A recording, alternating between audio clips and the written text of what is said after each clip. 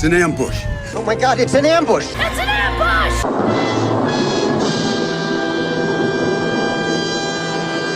Of course! Well, good evening, everyone. Welcome to an ambush stream on a Friday night, because I was bored and had no other obligations. And so what do? Listen to Washington Post columnists try to explain the election to us. I live a very peculiar life. But who's joining me so far on this Friday night ambush stream? Vader35. Good evening to you, and holy cow, thank you, Vader35, very much. Thanks for always entertaining us, Scribe. Well, I'm happy to do so. That's entertainment. It's very generous of you. Thank you, Vader. Appreciate it. Hope you're having a good evening, and hope you enjoy the show. Tack Alpaca, good evening to you. Old Guy Gamer, good evening. Oh, man. Greetings and salutations, Mr. Scribe. Home from the funeral, and about as pissed off with Delta as one can be. My condolences, old guy. My best to you and your family. I wish I had something more comforting to say, but hopefully I can at least distract you for a little while, take the edge off a bit, and help you get over your jet lag, for better or worse. So thanks for hanging out with us. Appreciate it. Meh. Good evening to you. Angelverse, good evening. The Best Remy, good evening. Kiro Soldier, good evening. Judge Ugly, I don't judge you, ugly. You have a rather imperious avatar. I don't think it's ugly. Froggy, it's Froggy. Hey, Froggy, been a while. Hope you're doing well. K. Shoal, good evening. And, Attack Alpaca, thank you so much for the how's it going, Dogcat Fox. Oh, a Dogcat Fox. Whoa. Actually, given a certain person's presence here, I should probably do this one. Wow. Well, there's a Froggy. There's a Froggy Dogcat Fox, as well as a tailed feature Dogcat Fox. Thank you, Attack Alpaca. Appreciate it. Advocatus Diaboli. Oh, okay, never mind. Yeah, you told me to skip you, so all right. Your wish is my command, I guess. Anyway, so I'm bored on a Friday night, and I was trying to look for something interesting that I don't usually talk about, or some subject that I, don't have a whole lot of cachet with, I suppose. And I came across, apparently, this interview with a Washington Post columnist, who, as we know, has always been a outlet very fond of Donald Trump, who is apparently going to explain to us why the resistance failed to beat Donald Trump this time.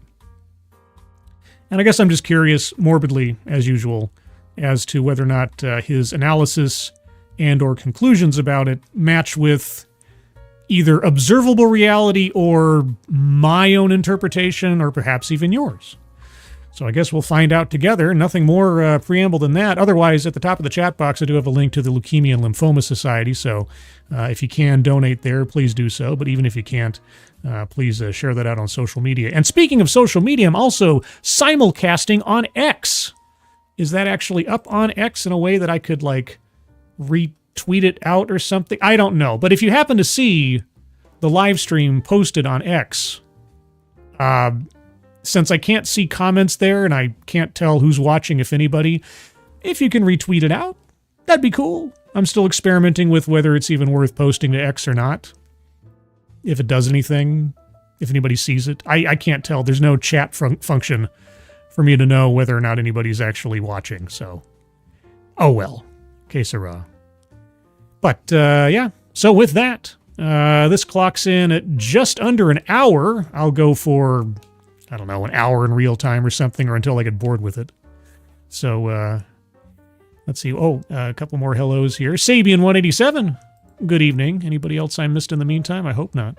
Well, if I missed you, if you're lurking, if you're in the future, good evening, and let's begin. We're here. Welcome back to the realignment. The realignment? Oh, boy. Hey, everyone. Welcome back to the show. For today's episode, I'm joined by my good friend, Jason Willick of the Washington Post. Jason Willick. I can't say I know the name off the top of my head. During his career at the Post and beyond, Jason has covered the state of the resistance to Donald Trump during both his first term and during the Biden presidency. And how did that go for the resistance? I'm going to turn off the piano music just to keep things a little bit more clean here. So, the resistance always felt like sour grapes and crybaby to me more than anything else. Because you can imagine, and maybe if you're old enough, you don't have to imagine what the opposition or the not satisfied were called by the Democrats when Obama was in office or when Clinton was in office and so on. And it all depends on an individual's behavior. But people turning it into a crusade, regardless of who's in office. During this conversation, we're going to get into the nature of California as maybe the center point of the Democratic opposition to a second Trump presidency. Really? California? Now, I'm happy to be corrected, but not that California went red this past election or anything, but it was definitely turning a heck of a lot more purple than in previous elections. Was California really the headquarters of the resistance? The state of the legal cases against President Trump and why they did not work when it came to preventing him from returning to the presidency. Because most of them were completely without merit and done entirely on a politically fueled basis that fell apart once he was elected. Kind of. And, of course, we get into how a second Trump presidency will play out when it actually comes to opposition to him, whether it's from legal cases, activist groups, and all the other interested parties.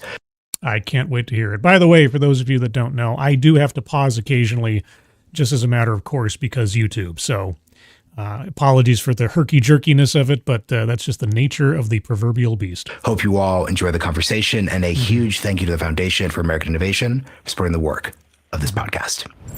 Jason Willick, welcome back to The Realignment. Yeah, good to be back. My second round. Okay, is that sound okay, guys? I didn't treat the audio ahead of time, so I don't.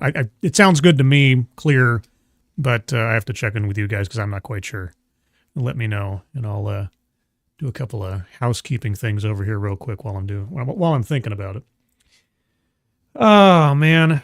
Oh, there's my Twitter stream. Okay, I'm going to share that out or repost it, just on the off chance anybody else wants to watch it on. Oh, thank you, Dr. Sabian, for retweeting it out. Appreciate it. Let me like that. Let me give it a little heart. A little heart. There we go. Okay, it's a little quiet. I don't know if I can do anything about it. I wish there was a way I could boost within the browser to StreamYard. I could boost the source audio somehow. I don't think I can. No, I can mute the audio. Can I increase it? I can't increase it. Okay, well, I turned off the music. Hopefully it'll come through. Yeah, great to chat with you. Folks will note from your bio that you're a columnist at the Washington Post, but you've also been out on paternity leave.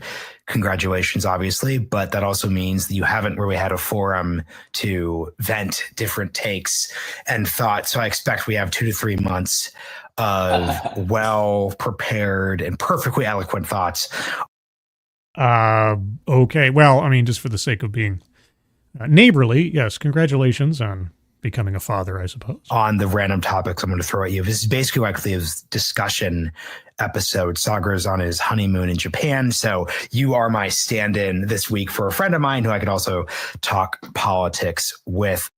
Oh, Sagar from Breaking Points, formerly of Rising on the Hill. Okay. Let's start here. Takes. Suppressed takes. We'll bring them out. Let's start here. So I am insistent that folks get credit for perspectives or views they hold that hold up well over time. Okay, so is our columnist a Kreskin of some kind? And unfortunately for you, you were the person who first started raising Kamala Harris's electoral weaknesses back in 2017, 2018, you were focused intensely before folks really focused there on her underperformance in California races. You obviously come. Oh, wow. Okay. Well, maybe this guy was ahead of the curve because I have more than a few examples in my little archive of CNN hyping up Kamala back in 2017, 2018, ahead of running for president in 2019. And obviously utterly getting it wrong because she was the first one out effectively in the 2019 lead up to the 2020 election. So, yeah, well, hey, if he knew that ahead of time, then maybe he already knew Kamala was going to lose. I'm from California, and now there's talk that she may run for governor in 2026. And given the polls and her ambiguous future, she may be back for another run in 2028. So I want to really start there by focusing not just your thoughts on Kamala's future, but also just the reality that California is this weird albatross for the Democratic Party. It should be the Democrat version of Florida or Texas, where you have this model for the future, but instead it's sort of in this weird dead end state. So yeah, I wonder who put it there. Or are we just talking, electorally? Because California shifted more red than it had been in years past in this previous election. And Kamala's future, I mean, obviously anything can happen, but I don't see how she has a leg to stand on politically going forward. To be not only utterly humiliated in the election, to be, depending on how you look at it, she is a failure unto herself, and she was set up for failure by her own boss and her own party. And she wasted $1.5 billion in award. Who's going to want to donate to a Kamala Harris campaign going forward? Let me just ask that one. In 2019, when she ran for president, she had something like a $40 million war chest for her campaign for president. And it vanished before the summer was out in 2019. And then she didn't get anywhere, obviously, in the primaries. She didn't even win her own state. So $40 million, poof. And that's just the estimate that I recall. It might be something more or more complicated. And then she gets dumped on her $1.5 billion. We're talking the box office of a classic Marvel movie. And it disappeared, and she's in debt, and she's still begging for donations to make up for the debt that they're in. The Kamala team is still sending out emails to their mailing list, begging for donations in order to keep up the fight or something, where it actually is just pay off our debts. Who is going to... Unless you're absolute rabid leftist, I suppose, who is going to donate to a Kamala Harris campaign for anything in the future? I'd be very curious to know. California takes, Kamala takes, let them fly. Well, in 2010, and I grew up in the San Francisco Bay Area where Kamala Harris got her political start. Her political start? You mean with Willie? In 2010, she, as the San Francisco district attorney, ran against Steve Cooley, who was the Los Angeles district attorney, for attorney general. And this was, probably the first time that I heard her name because I would have been in high school at the time. And 2010 was sort of the Republicans' last chance in California. Meg Whitman poured a lot of money into defeating Jerry Brown for governor. 2010 was a big Republican wave year. Sorry, I got to pause there for a second. Also got a couple more hellos here to do. Slipknot 06 or Slipknotty or Slipnotic? Slipnotic 06. There we go. Slipnotic. I got it. I got there eventually. Daryl Odell, good evening. Jim Heelis, good evening. You mean with a particular Willie? Well, I mean, it can be a double entendre, I suppose. Cynic, good evening. Cracked, good evening to you. Mr. E, nice to see you. Anybody else I missed in the meantime? I hope not, but, Faithless, good evening to you. Anyway. So there was a sense that if Republicans could ever hold on to a statewide office in California, it would be in 2010. Of all the candidates Kamala Harris came closest to losing. Steve Cooley came very, very close. I think he declared victory on election night. And as we're seeing with California counting forever, he eventually lost, but it was by less than a point. It was a very close race. And if you go back and watch the debate that they held for that race, it was some of these kind of Trumpian issues. He was sort of a populist Southern California conservative. Pro-death penalty was the big thing that he attacked her on because she had declined to seek the death penalty. So in her first real election, Kamala was only just slightly more popular than the other guy. Okay. Yeah. How did she do in the debates at that time? Because I've read different stories about her debate style, strategy, whatever, in times previous to her presidential ambitions. So I wonder if he has anything on that. It's one of her first decisions that sort of blew up in her face as San Francisco. Oh, that wasn't the first decision that blew up in her face. District attorney in 2004. I'll actually defend that decision. I think that was the right decision. And because she had said she wouldn't seek the death penalty when she was district attorney, and then she got this case and she followed through on it, but then it blew up. Dianne Feinstein spoke out against her, Barbara Boxer, sort of the state political establishment was like, no, Kamala, like, this is 2004. This is Bush. Don't make us look bad nationally here. Wow. She was bedeviled by women in politics. Oh my God. We know you promised it in the abstract in your race, for district attorney, but come on, like, you got to at least look like you're seeking the death penalty here. So anyway, I would defend her decision, but okay, it was sort of a culture war issue that he used against her, and it was a very close race, but she underperformed by a lot compared to these other statewide candidates. And you can argue, he was an especially good candidate, it was a good Republican year, et cetera. But I think, everyone won. Every Democrat won by double digits except for her. Yeah, I never really understood the logic. I mean, we'll probably get to it eventually, I would hope. But if past is prologue, I mean, this guy's going all the way back to the early 2000s or mid 2000s. But past is prologue, if you just looked at her performance in 2019 running for president, she couldn't gain enough momentum to get anywhere. She lost her entire war chest without even gaining her own state in the primaries. And she was practically a non-issue by the time we got to September, October of 2019. I remember that very distinctly because in the lead up to that, there were all these articles, and I have a screenshot of a Chris Cillizza article, our favorite friend at CNN, formerly at CNN, talking about how Kamala wins. Chris Cillizza was really big on Kamala back in 2019. Boy, oh boy, he was so happy about Kamala, and then she utterly failed.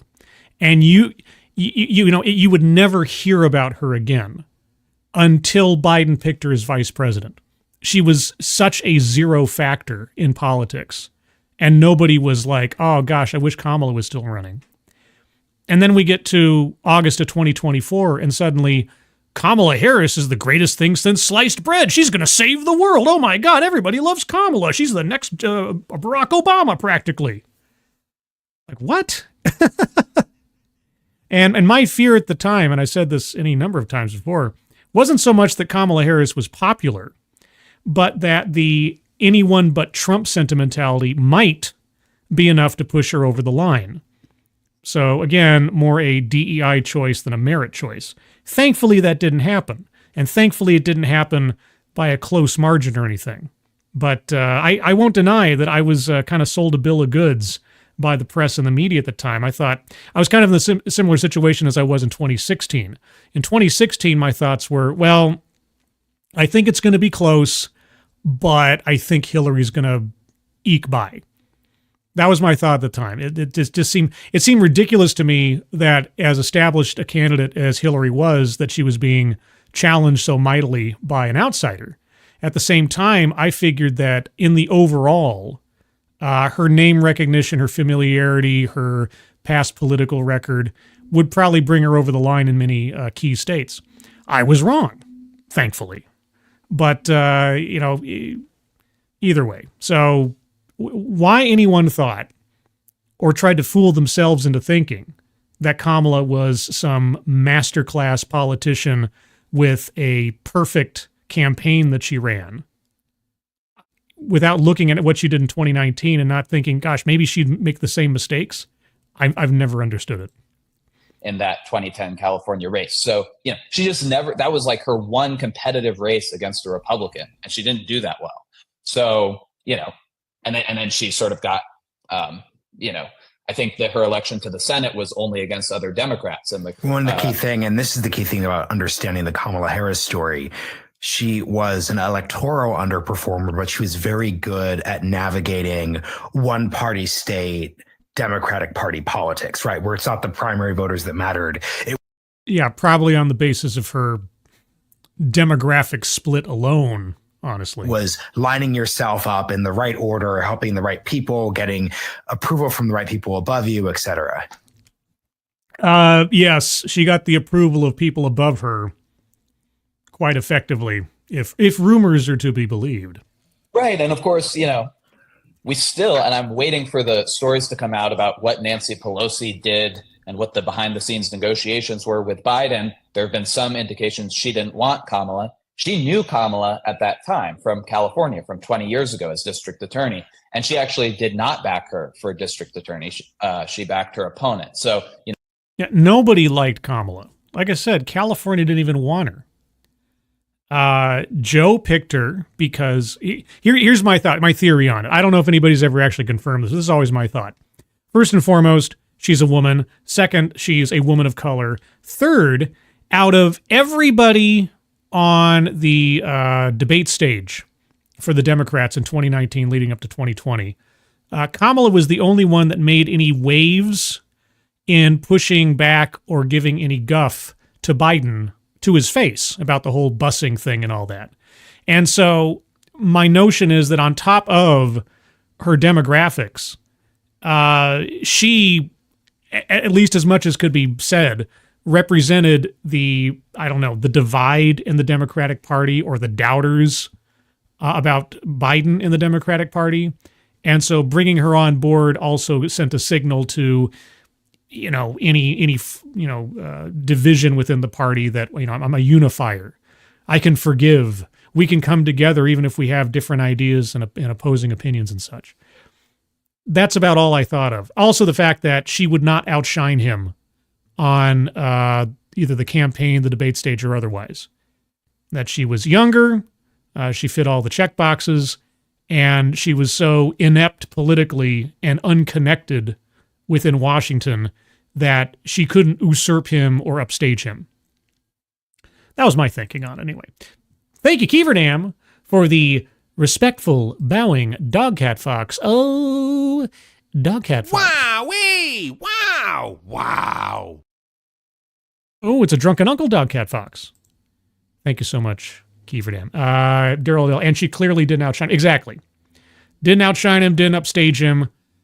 She was window dressing, really. Cunt to hair.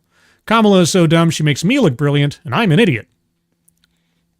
Probably. Faithless. Kamala was Joe's Mike Pence, an impeachment insurance policy. Well, that could be so as well. Could be so. Roasted Opinions, good evening. Hope you're doing well. Also, Alice Morgan, good evening to you. Anyway, I rambled on enough about Kamala for a moment. Let's move back on to our speakers. Their relationship, I'm sure, there's a lot that I expect that in the coming months and years we'll learn more about some of what went on there and who wanted Kamala and what people thought were the downsides. But yeah, she had never won a competitive race and she didn't do well in the Democratic primary. So I didn't think that she was a particularly gifted politician. And and it turns out that, I think that was the case despite the euphoria that people had over the summer. Okay, well, maybe I didn't know what to expect from this. I thought there'd be a whole lot of, apologetics for the Democrats or some kind of, I don't know, anti-right wing or something. I mean, when I think of the Washington Post, I think of a pretty left-leaning, sometimes Looney Tunes TDS outlet. But okay, this guy's given a fairly reasoned analysis so far, and some of the same things in general that I've thought about Kamala for a long time. I mean, I was reading articles and keeping tabs on her long before she became the presidential candidate, because of the very fact that I was very curious to know, who is this person and how might she govern if the worst happens with Biden's health? Because she was the next in line. So anyway. But California, and I would add, California, Nixon's home state. He was a senator. He was vice president. He lost the general election in 1960. So Kamala, and then, by the way, he went and ran for governor of California and lost to Pat Brown, and then went back and ran for president again and won. So, okay, for everything that can and has been said about Richard Milhouse Nixon, you're not going to compare Nixon to Kamala, are you? Kamala would be following in the Nixonian tradition, I suppose, if she on the surface. She tried to be governor of California and then take another run for office. I'm not sure she's going to be as successful. Okay, all right. I was getting worried there for a second. He was going like, oh yeah, Kamala Harris is right up there with Nixon as far as political prowess and ambition and prospects. Like, probably not. I'm going to say no. Kieverdam, Scarblade just shared your stream, by the way. Thank you, Kieverdam. Yes, I'm also simulcasting on X, just for the heck of it. So if you happen to be on X, or rather watch it on X, you can share it on X, retweet it. I really wish I had some way to tell who's watching on X if there was a comment feature, but there's not. So if you are watching on X, thank you. Give it a shot. And also, if you can, leave a reply or post a comment or something, just to let me know you watched the show on there. I'd appreciate that too. Yeah, and to follow and it's actually kind of crazy because someone had this great tweet where they explained how crazy the Nixon story is. As in, for Kamala to do the same thing, she would have to once again lose this decently close presidential election, go back to her home state. Wait, decently close presidential election? Decently close. How do you figure that? Because she's still young enough to go, lose pretty badly, have a big press conference where you say you won't have any Kamala Harris to kick around anymore. Then in 2032, she comes back and wins 2 landslides back to back going into 2036. That's the Richard Nixon equivalent. And there's just no way absolutely that the set of political circumstances that made that Nixonian comeback possible would seem to be at all plausible, but they're not. I mean, I may end up eating my words, and it's entirely possible. But I think, for all intents and purposes, Kamala Harris's political career is done. At best, I see her getting a professorship of some kind at Howard University and going on speaking tours for the rest of her life and doing other such sort of, public service or charity organization type events and things. I could see her attempting to make another run at something, whether it's governor, whether it's president again, but no one is going to trust her with their donation money. If anybody wants to back a candidate that's going to win something, she is going to be their last choice. Not only because she's now a 2-time presidential loser, but also and primarily because where did all the money go? $1.5 billion plus an extra $20 million just for the sake of it. Yeah, no, I just don't see it happening. What would you just rate her chances? Let's just focus on the near term. How do you think about 2026 in California? So Javier Becerra, who is the Biden HHS secretary, I interned for him back in the early 2010s, who, when he was the chair of the House Democratic Caucus, to my weird political biography background. But okay, we got a couple insiders here. Yeah, what are her chances as governor in California? He was planning on running. How do you think the 2026 primary looks? And I would,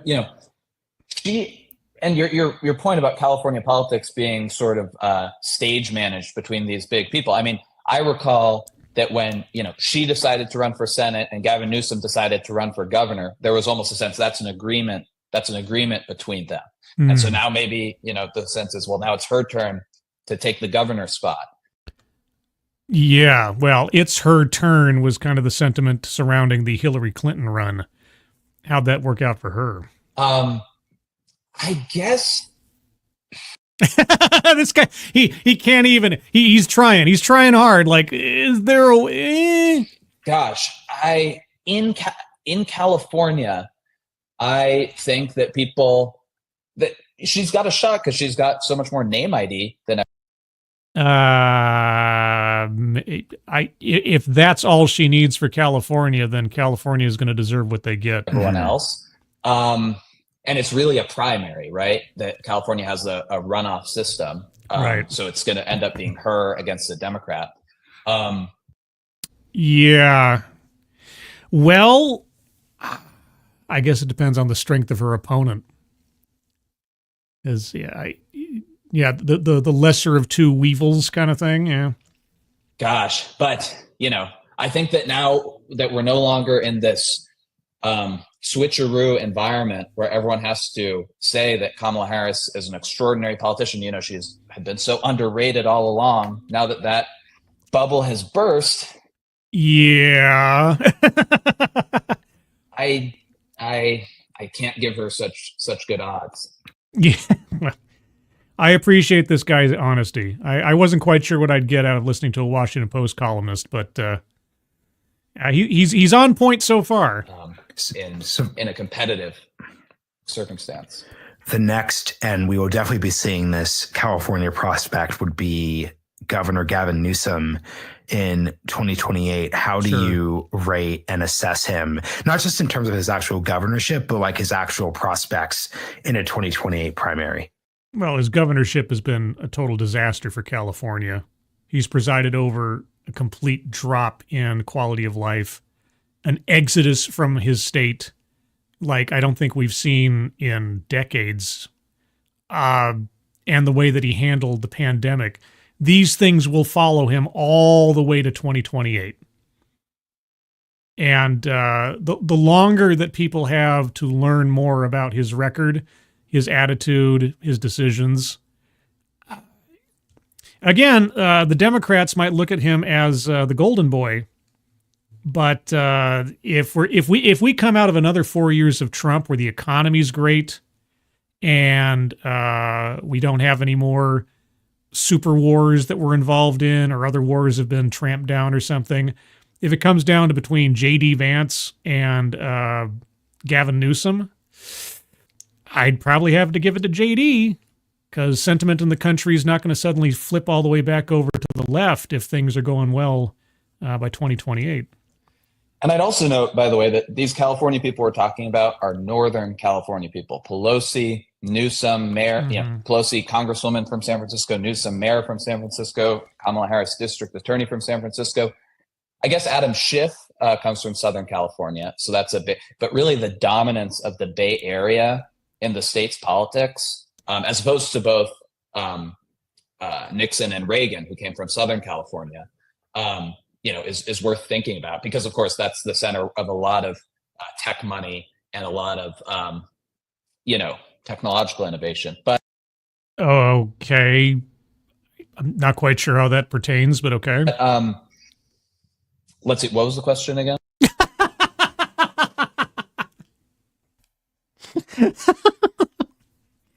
What are Gavin Newsom's prospects for 2028? What? I'm sorry. What was the question again? Yeah, I know. It was that was something else. That was something else. Yeah. What was the question again? Yeah, the question. How do you think about Newsom? Newsom going as a into presidential 2028? candidate.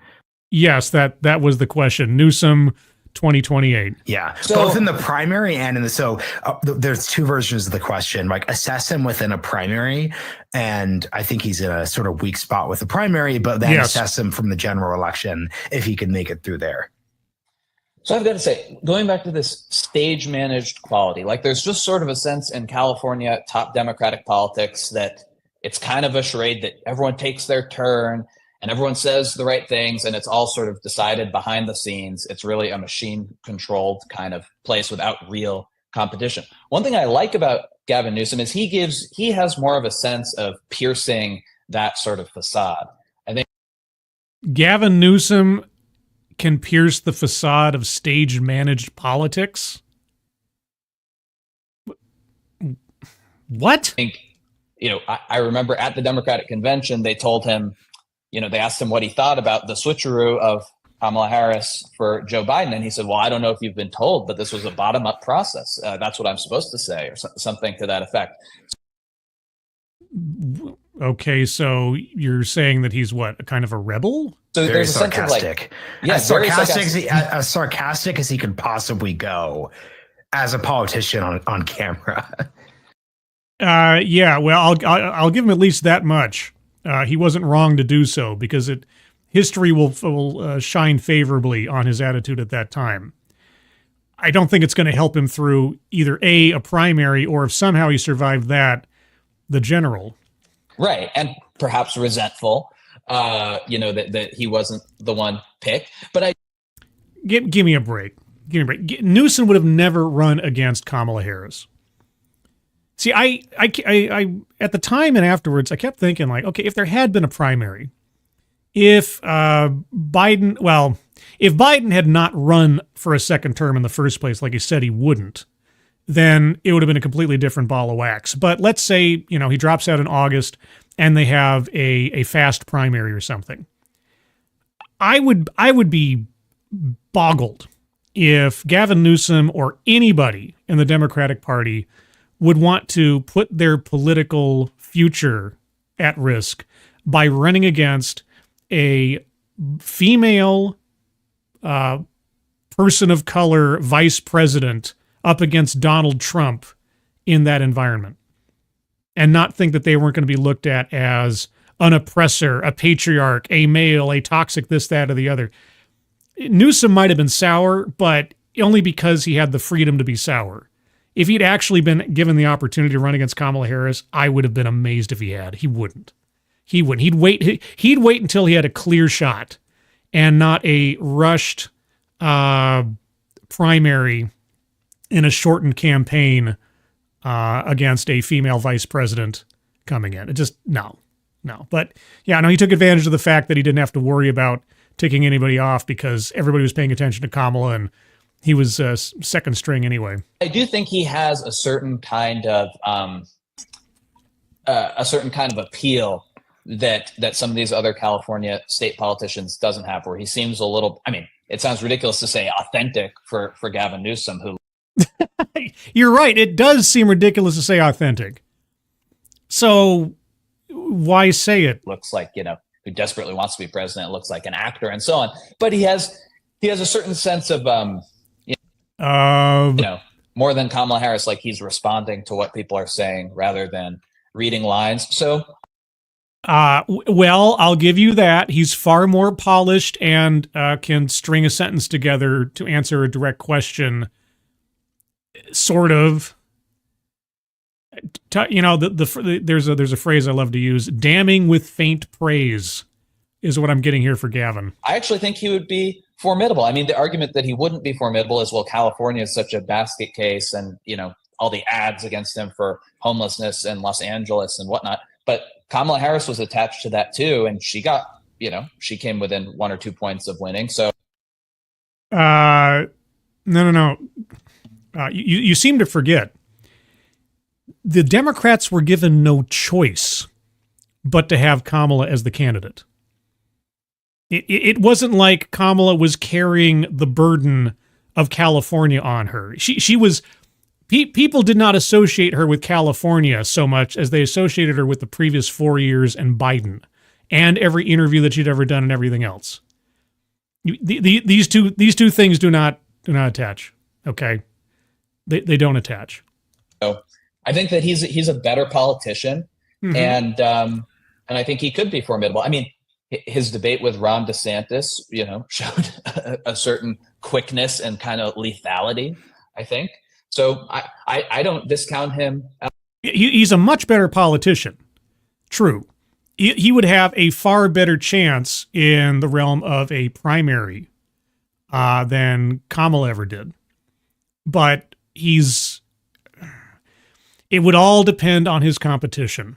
And it really would depend on the outcome of the next Trump presidency. By the time we get through the 4 years to 2028, the state of the country will better determine whether or not J.D. Vance will win the next presidential election. At all.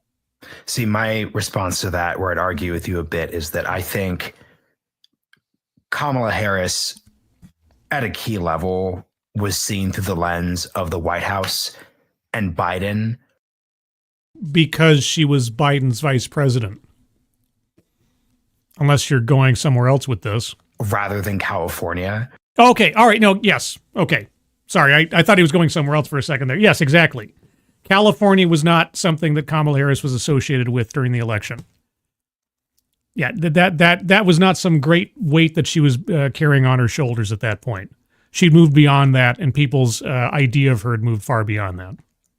So it just seems, and it's also harder too, because once again, for California record, that's when she was Kamala the cop.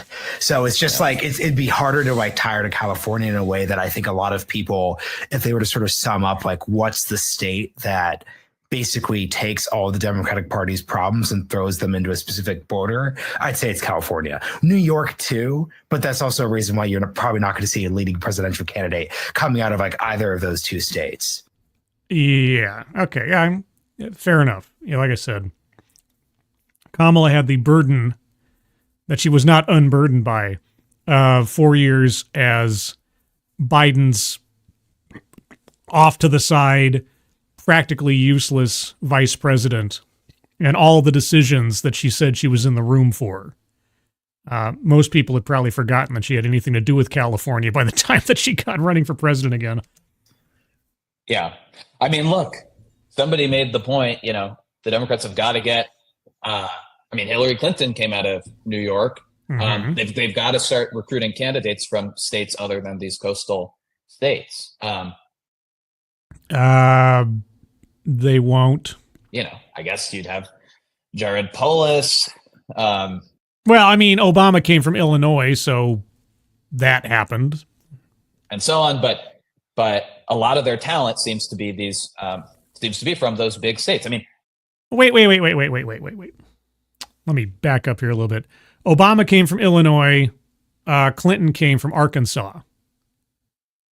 So we've only really had now two candidates in recent memory from the Democratic Party from coastal states.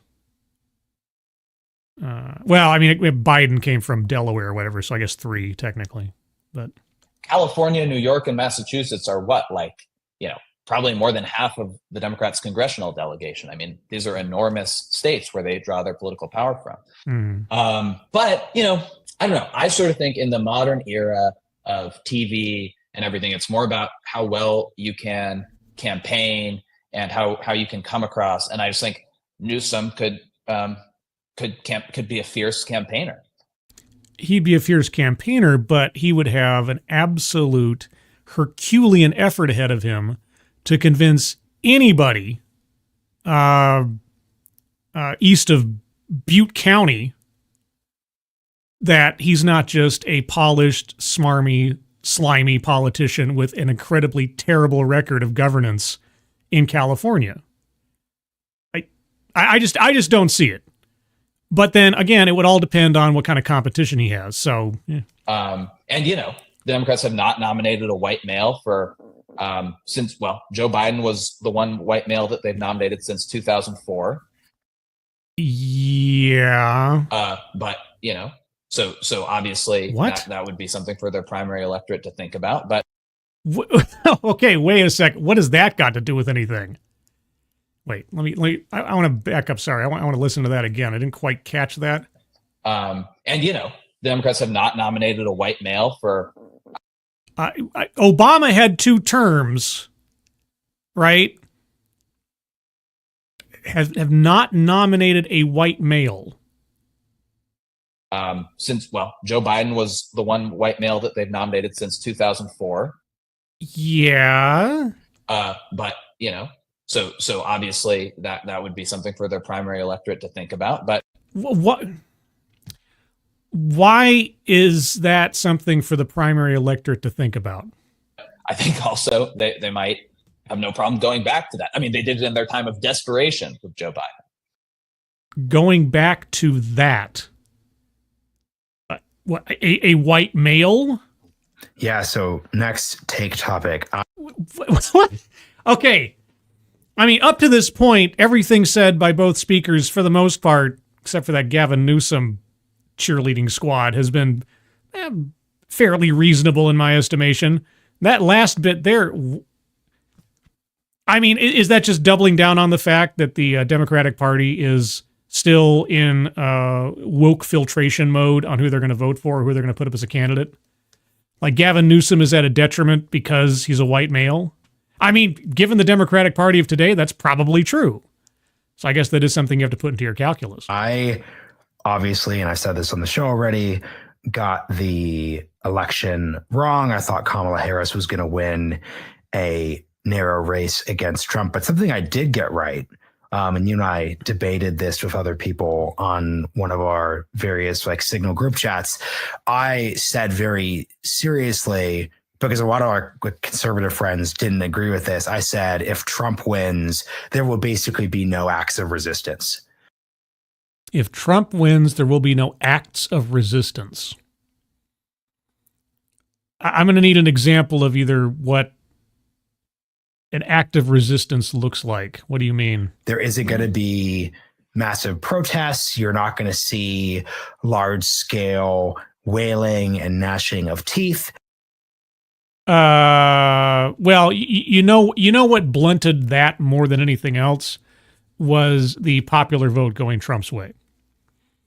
More than anything else, I think the popular vote going Trump's way, because if it had been a popular win for Kamala and an electoral win for Trump, just like in 2016, you probably would have seen a lot of Trump stole the election, something's not right here, so on and so forth. But there's been plenty of gnashing of teeth. I don't know if you've paid attention to TikTok, but no, as far as I know, we have not seen any major riots and or protests marching through the street, anti-Trump or otherwise. There may have been some isolated ones, but nothing that blipped anybody's radar. So I suppose you're right there-ish.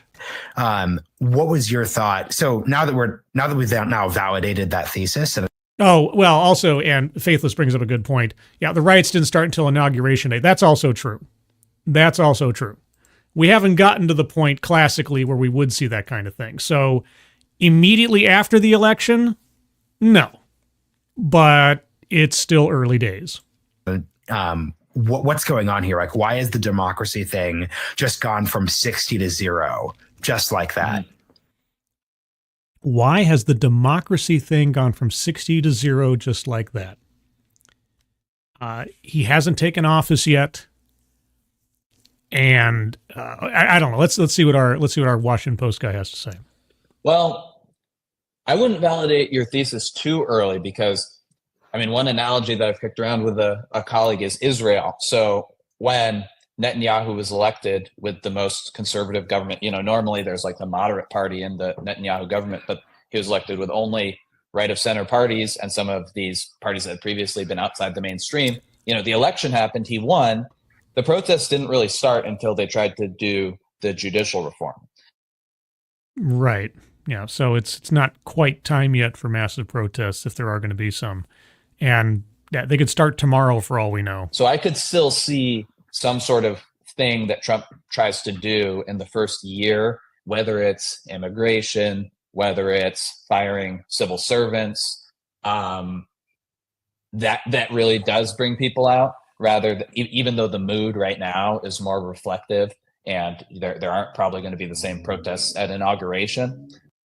Yeah, I guess we'll see. But again, I think the thing that blunted more of it than what otherwise was the popular vote win on Trump's half. But I still, leave the door open to some civil unrest happening. Civil unrest, I'm sure. But I think right now, I mean, I think it was really important that Trump won the popular vote. Mm-hmm. I mean, because it is causing a period of reflection among Democrats that didn't exist after 2016. Yes. So I think that must be the main thing. I mean, I guess the And shock. just to pause there real quick, because obviously it's easy to dunk on Russiagate discourse and It is easy to dunk on it because it was nonsense. dunk on, people crying in the streets of New York after the election day, but there's Yeah, it's easy to do that. It really is. It's also really funny too. just always weird confounding variables in 2016 that I think offered a lot of cope. For Right. example, right, Hillary wins the popular vote. Yeah. There's this obvious story of she should have just campaigned in Wisconsin and like at a tactical and strategic level done Comey things letter, better. yeah. Comey letter. And then critically, and this is what I always say to people when they sort of say like Donald Trump represented this repudiation of the post 1990s liberal order. I think Obama would have beat Trump if he'd been able to run for re-election again too. So there were all these weird little factors, but this No, the weird factor was Hillary Clinton was a terrible candidate. She was a terrible candidate. She ran a terrible campaign with what she had handed to her. And yeah.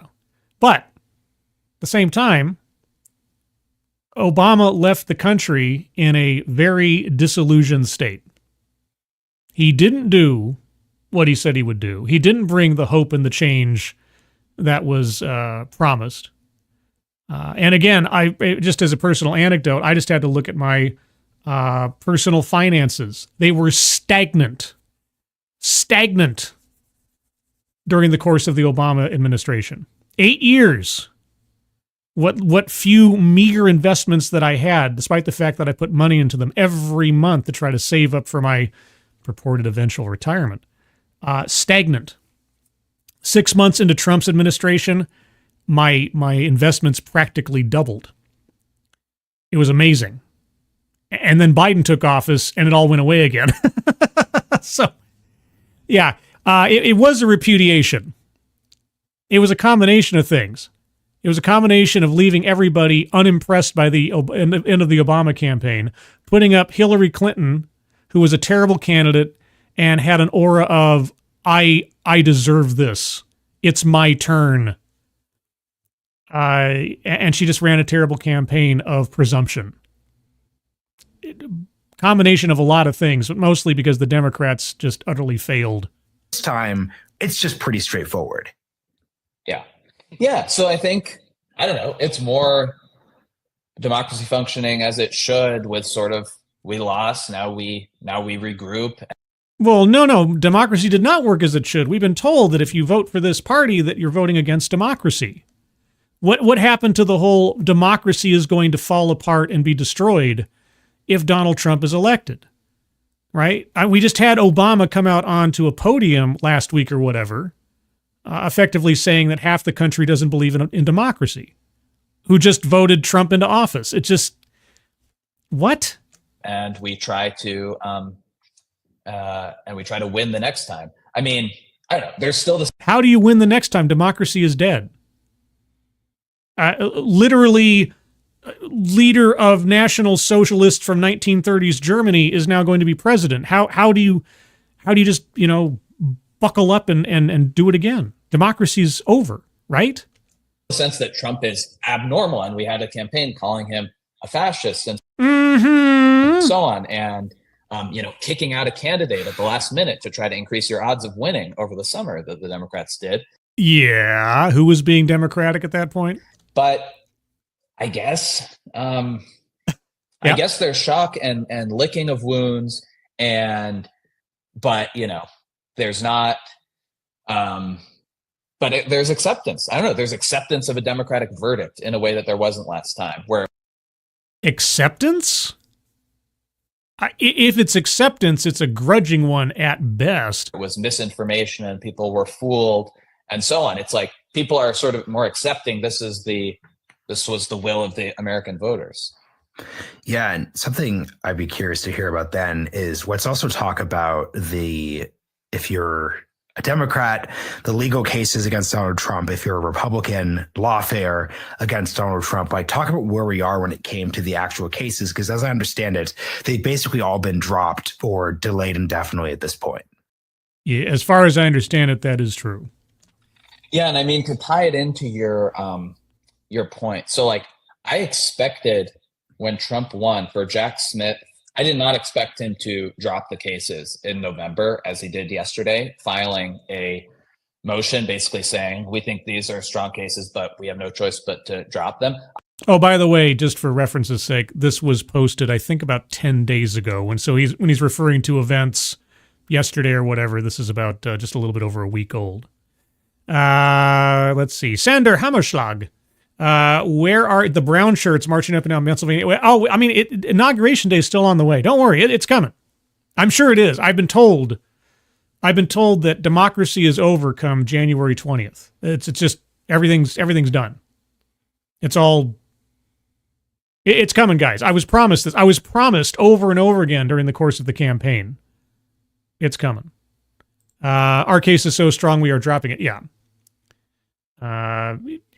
Yeah, it was so strong. We had such conviction. We knew that he was guilty. He's the most horrible thing that's ever entered this realm since the death of disco.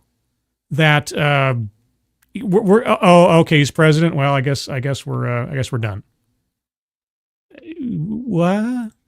I thought it would kind of be more like, you must fire me. I mean, when Trump won the first time, Sally Yates, a deputy attorney general, stayed and, refused to do the travel ban and, was fired. And there was sort of more drama associated with the transition.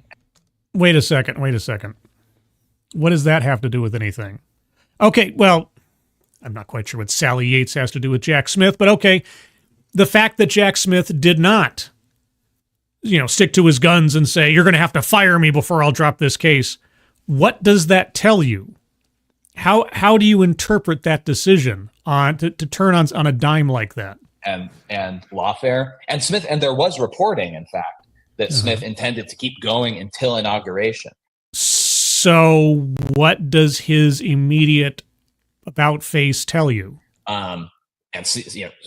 Keep going in the DC proceedings to see what he could accomplish. And so this is sort of another sign of what you're saying, more acceptance. Like, we're not going to stay and do another round of special counsel firing. It's no. That's not okay.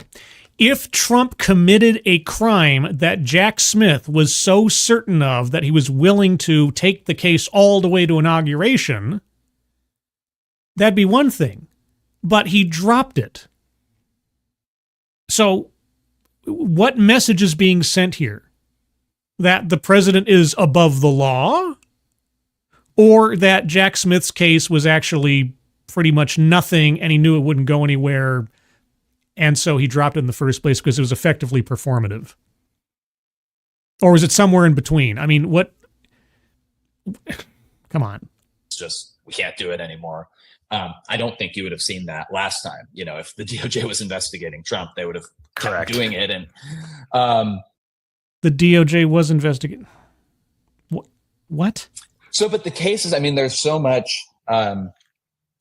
What strikes me about it is, I think the hope of the prosecution of Trump, there's this slogan, no one is above the law. And yes, we've heard that. Hunter Biden. We're going to prove that no one is above the law by Hunter Biden. By, indicting a former president. Hunter Biden. But then we're kind of proving in a dramatic way how hollow that is, because now he won the election and the cases are dropped. Was this before Hunter Biden was pardoned? I have to assume it was when this was recorded. Because he gets a powerful political position, the cases against him are dropped. And I mean... Okay, so your interpretation of this is that, well, he's president, he's above the law. There's no room for thinking maybe the case was just there as window dressing, that the case wasn't strong enough to carry forward, and Jack Smith knew it. Anything there? I was an opponent of these cases. You were? The Florida one was the strongest on classified documents. I didn't really look into that one that much, but I really thought that these ones... Wait, The Florida case was the strongest. I didn't look into it that much. Okay, admittedly, I am not an expert on every case that's been brought up against Trump, but if you're going to say something like that, you don't follow it up with, I have no idea what it was about, but... That were based on tenuous legal theories were a bad idea. Yes. And, and I'm not sure what they accomplished. I mean, they accomplished diddly, except making Trump into a martyr. And as you're even kind of conceding to, these lawsuits were brought up for frivolous reasons, probably sketchy reasons, maybe even for things that weren't even crimes, but were transmogrified into crimes just for the sake of bringing a case against Trump and trying to distract him and his team during the course of the election. And then when he's elected, it's like the entire purpose of having these things go on is lost to us. That's... You already know the answer to the question. So what's the mystery here? I mean, we actually do know what they accomplished. They actually solidified Trump's position in the primaries. Yeah, exactly. The timing couldn't have been. I think what's frustrating about, and folks will know this, like when you program a podcast like I do, you make certain editorial choices, and people will note, despite lots of pitches, I basically never covered the democracy topic.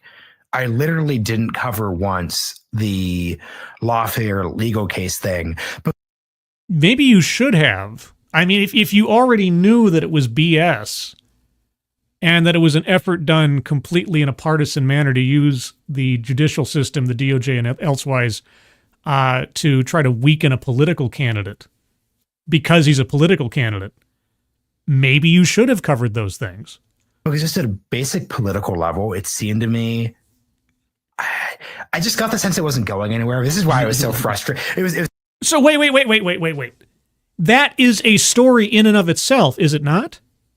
Shouldn't that be something you would cover? That you have all these legal organizations funded by taxpayer money aiming their quivers and their bows at a political candidate in a political season. You don't think it's going anywhere. Isn't that something worth covering? Oh, but if it was going somewhere, if you thought it would have some effect on Trump, well, then you'd talk about it. There's a story here, either way you look at it. It's actually really not even just like funny, but I said with this to Sagar after we were doing the election retrospective, I said, what's frustrating about me not getting Trump winning the election right is I got every other thing right. So I was like, oh, yeah. But you just didn't talk about it on the air. I didn't talk about the democracy thing. I didn't talk about the cases thing because not talking about them means I got them right. I just didn't say so at the time and make the point. Okay. I don't think these legal cases are going to be a big deal. If anything, they're actually going to be like seen as overreach. Oh, yeah. Why didn't you say that?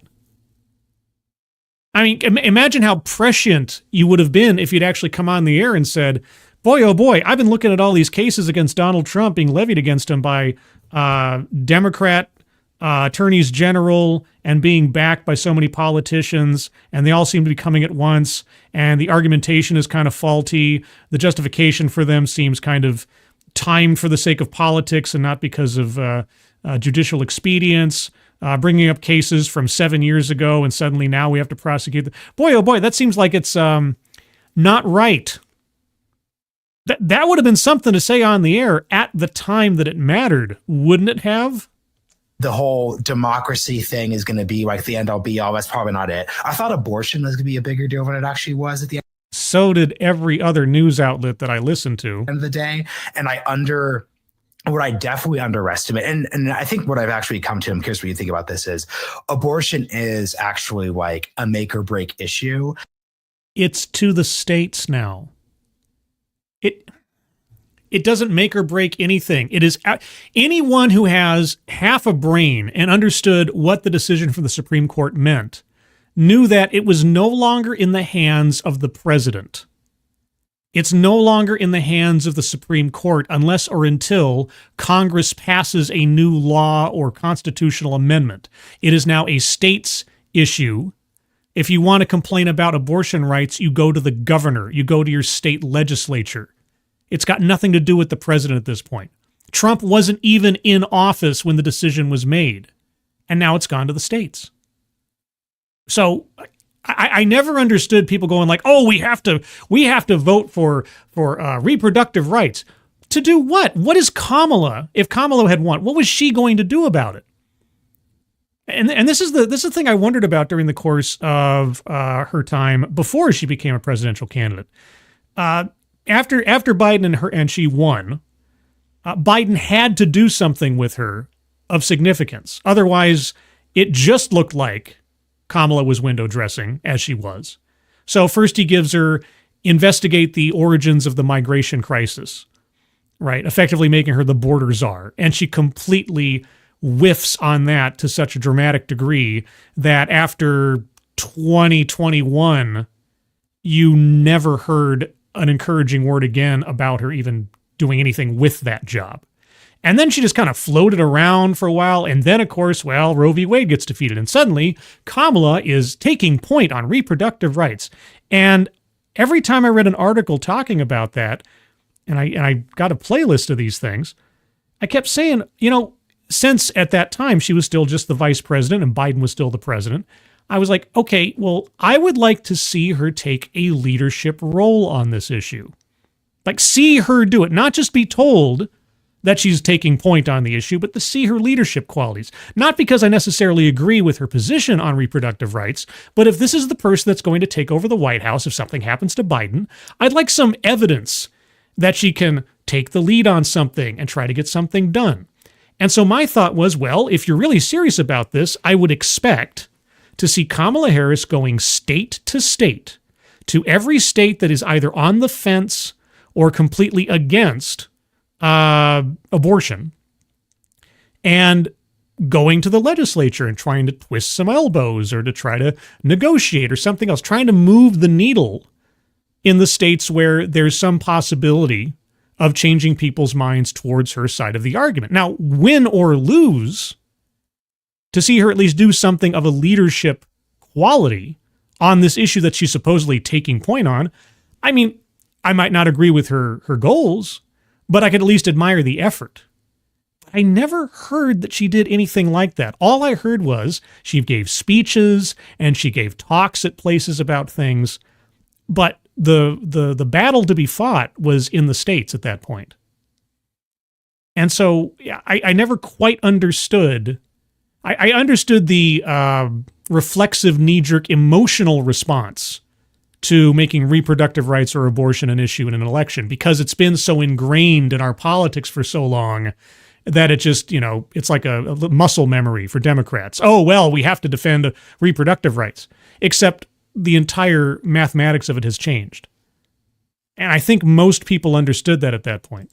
However, Trump, by dint of who he is, was able to distance himself and quote unquote moderate on the topic at a level that basically no other traditional Republican would ever have. Okay, how? In what way? Give me an example. In terms of if Trump's view on abortion was perceived to be that of let's say Ron DeSantis, I don't think he could have pulled off what he pulled off. But what do you think about the abortion topic? It goes to the states. It's irrelevant. I mean, whatever the president thinks about it, it's got nothing to do with the president's office anymore. It's a state-by-state thing. And unless or until the Congress of the United States decides to actually codify Roe into law or something else, it's moot. Yeah. I think, because when people say, well, any other Republican would have won by more, I'm not sure Ron DeSantis would have, because he has the 6-week ban bill in Florida, which, they had a referendum on it in Florida and 57% of people voted against it, which wasn't enough to overturn it because it's a 60 vote threshold in Florida, but it's unpopular, and it would have been more unpopular in other states. Yeah. So it's a states thing, right? So the abortion issue, it is. So I think the Roe era was 72 to 22 or 70, whenever in the 1970s, it was decided to 2022 when it was overturned and we had Dobbs. And we made it a state issue again. Yes, exactly. And so, and that was a big shock, and it was unpopular. The stories coming out, people don't like. Most states that have had referenda have voted to protect abortion rights. And by the way, one thing that was clutch for Trump was, I believe, Wisconsin, Michigan, and Pennsylvania all protect abortion rights now in their state constitution. As is now the situation. Here's the thing. The Democrats had multiple opportunities since 72 to codify it into law, but they didn't. They allowed a Supreme Court precedent to act as the guide and kick the can down the road over and over and over again, rather than taking any kind of chance with their political futures and not wanting to run and keep it as an issue that they could always run on, right? Because as long as there was a Damocles sword hanging over Roe v. Wade by, Republican action or something or otherwise, they could always use that as a tension point to get votes. And they never wanted to lose it. And so every time they had the opportunity, when they had a Democratic president in place and a Democratic majority in Congress, they had a chance to try to codify Roe into law and be done with it.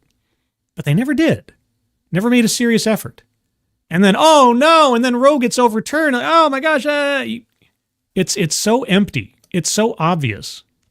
So the most important swing states for him could figure, well, I'll vote for him. There's, abortion is protected in my state. Exactly. Yeah, abortion is now an irrelevant issue when it comes to who you're going to vote for president. That entire thing is now moot. No matter what. Yes. And I think, we're just in 2024, 2 years into the Dobbs era. I've come to wonder if the equilibrium can hold of state by state laws. Like, as a conservative and a federalist, I think that's good for federalism to work its magic, and different states can have different laws. Yeah, and it wouldn't have been nice if the Supreme Court hadn't made same-sex marriage across the board before all the other states had come into line. It's things like that. When you have a sweeping cultural change in something, let it happen organically. Don't institute it by legislative or judicial fiat, not legislative fiat. You know what I mean? Judicial fiat or presidential fiat or something. Let it grow of its own accord. If it becomes a popular and accepted part of life, so be it. That's the way our society should work. And here we go. Now, if it is the case that, 30 years down the line, 37 states out of the 50 allow abortion and the other ones don't or something, or it's more one way or more the other, then so be it. That's where it should stay. And if eventually every state in the union agrees on one side or the other, then there you go. It should have always been a state's decision. Roe v. Wade was a bad idea from the beginning. And now, you know what? You might actually get your wish. Washington Post guy whose name I've forgotten. But I do think if the Democrats win a trifecta again, and I think they will, you think they're going to codify it this time? Will probably nuke the filibuster and make abortion federalized again. Good luck. And, make it a national abortion right again. Good luck. And I don't think Republicans could reverse that. So I'm still curious if 10 years from now, we don't end up with Roe equivalent again, but just legislated by Congress. I would be amazed. I would be amazed. But it is interesting, right? It was, the Democrats tried to nationalize it, but people more voted based on their state. And we live in an era where everything is nationalized. Fewer and fewer issues are, state by state issues. So for those of us who want, states to have an important role in governing, I think that was a good sign. So you're glad that Roe was overturned? Come on, just say the overturning of Roe was a good thing for the country. Yeah. So I don't know. We'll see how it goes. And, and by the way, the RFK appointment to HHS, a lot of people are talking about vaccines and stuff. What? Abortion is a big thing. He's just appointed a pro-choice Democrat to run the Health and Human Services Agency, which could have a lot of authority over regulating access to abortion medications? I could, but it's a state by state. Okay. Something I'm curious about, to go back to the lawfare legal case discourses, and we could intertwine this with the democracy conversation. I know this is something you're thinking deeply about from a future projects perspective. Where are we at when it just comes to looking at 8 years of democracy discourse, right? Like all of the books, all of the podcasts, the hundreds of millions of dollars worth of funding, the whole, we're going to reform democracy via referendums and different changes. Like, where are we at now? What do you think about this? It's been an utter white elephant, money pit. I don't know. I mean, I guess it depends. You'd have to give some specific examples of something people wanted to change or thought that needed to be fixed or whatever. I'm not quite sure. Mom Bear, sisters-in-law about Ruth Bader Ginsburg and Sandra Day O'Connor, lays out the original abortion case where the U.S. military/government tried to force a woman to get an abortion. I will admit I am not a historical expert on the origins of Roe v. Wade or elsewise. So, interesting. Also, speaking of books, just and I should have mentioned this earlier. If you want to find out the nitty-gritty about what went on during the Hillary Clinton campaign in all of its warts, a really great book to read or get the audiobook of is called Shattered, Inside the Failed Hillary Clinton Campaign, or the disastrous Hillary Clinton campaign. The writers of the book got such unfiltered access to the insiders. There's no holding back. And it is an amazing look at the internal mechanisms of politics in America, even though now the strategy would be far different because of social media, because of the way things have shifted and otherwise. The fundamentals are still there, and seeing just how tone deaf and short-sighted the Hillary Clinton campaign was given the circumstances. And also the parts where you find out like what was going on election night inside the Hillary Clinton headquarters. Oh man, it's definitely worth a read. And I cannot wait for the Kamala Harris equivalent tell-all book when it comes out. I can't wait.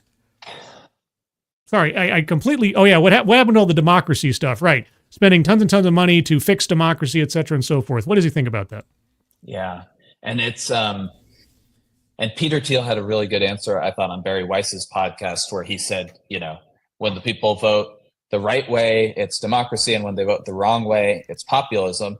And that just sort of shows, how those terms have a lot in common, some things not in common, but need to be... a lot needs to be disentangled. I mean, I don't even know what you mean by that. Okay, answer the question. I think. Yes. Yeah. I mean, for example, there's this whole movement of, in the 2010s, right? It was that Republicans are a party of minority rule. They are. They can win the House in 2012 with John Boehner as Speaker, despite Democrats winning more popular votes for House seats. The Senate, the median Senate seat, this hinge state for control of the Senate, is more Republican than the country at large. Republicans have lost the popular vote and won the presidency. They are we're in a crisis of democracy in this sense. They sort of have a rural white coalition that can win control of the government without winning a majority of the vote. And now that's sort of blown up. I mean, not only did Trump just win the popular vote, but both the 2022 and 2024 House elections, it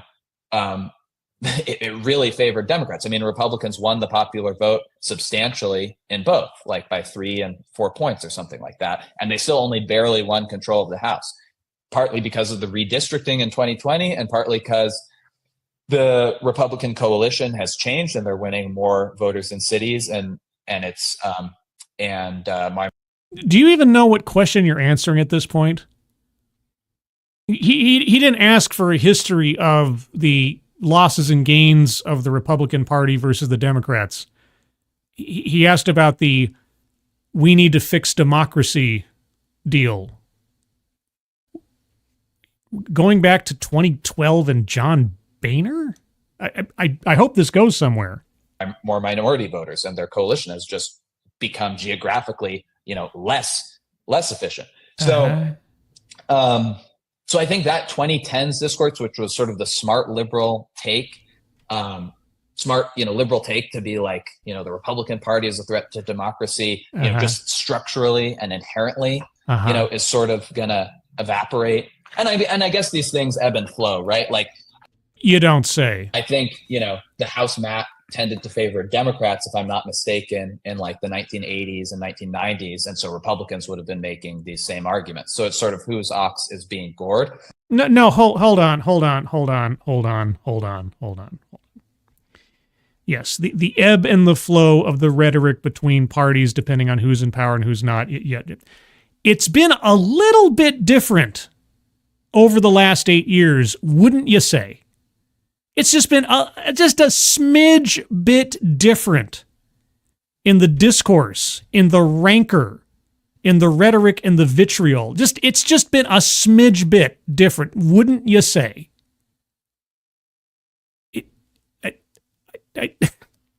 I'm honestly amazed that nobody's brought up January 6th yet. Maybe we're getting there. But I do think that, that genre of commentary has lost some of its empirical basis. Okay, why would you say that is so? And, lo and behold, nobody is complaining. There's not an outcry, that Illinois and California Republicans win a larger vote share than they get House seats, because it's really a bunch of Democratic interest groups that complain about these things. Okay, maybe I'm just not an inside the Beltway guy to have a reference for what he's talking about here. I don't feel like he's even getting close to answering the question that was asked.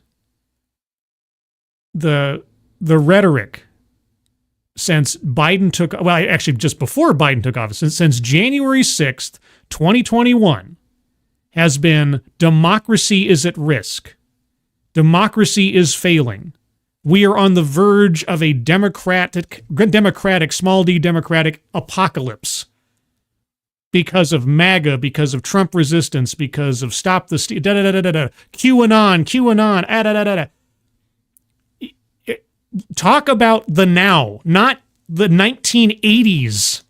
So that, in that sense, I think the discourse is going to have to change. And in that sense, American populism is becoming more like populism in other countries, and that it's like popular. Yeah.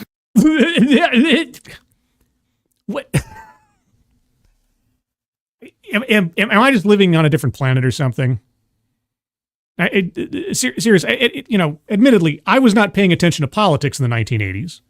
And I wasn't paying attention to them in the same way back in 2012 as I have in the last, 8 years or so. But the paranoia, the hyperbolic nature of the threat to democracy that we've been having shoved in our faces and down our throats for the last 4 years in particular is a little bit different and has become such a boondoggle and the interviewer, he asked, what about all the money that's been spent on this stuff? Taxpayer money, donation money, all these initiatives and all these things to protect democracy and everything else. What do you think about that? It's been another grift. It's like DEI. It's just another excuse for somebody to send you a donation request to keep up the fight. It's gotten nowhere. It's done nothing. Because if Trump and anybody to the right of whatever the right is anymore, I'm considered right wing at this point. If everyone who isn't on Joe's side is a threat to democracy, as he made so plain in more than a few speeches, then how are we here? And where did all the money go to prevent it? Not just the $1.5 billion backing up Kamala, but everything that was dumped into the funnel in the previous 4 years. That was the question I thought was being asked. Maybe I'm on a different plane of existence or something. And wins a majority. So that's one thing I think about about that discourse. But yeah, I mean, look, it's like an abuse of the term where, democracy instead of a process has been code for outcomes, and a public that protects certain rights and has a certain kind of more liberal politics is more democratic. When in fact, democracy, as we learned, in the Jacksonian era. What are you this isn't even a TEDx, but I really just can't even help. What? What is that? What the fuck is that? The Jacksonian era? When was sort of the flowering of popular democracy in the United States, could do Indian removal and could be like really unruly and could be, produce outcomes that right-thinking liberals and the Whigs of the time did not like.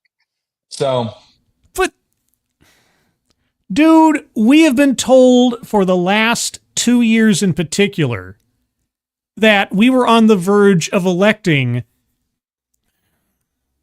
the head of the National Socialists of 1930s Germany to the White House, and all of democracy in America was at risk.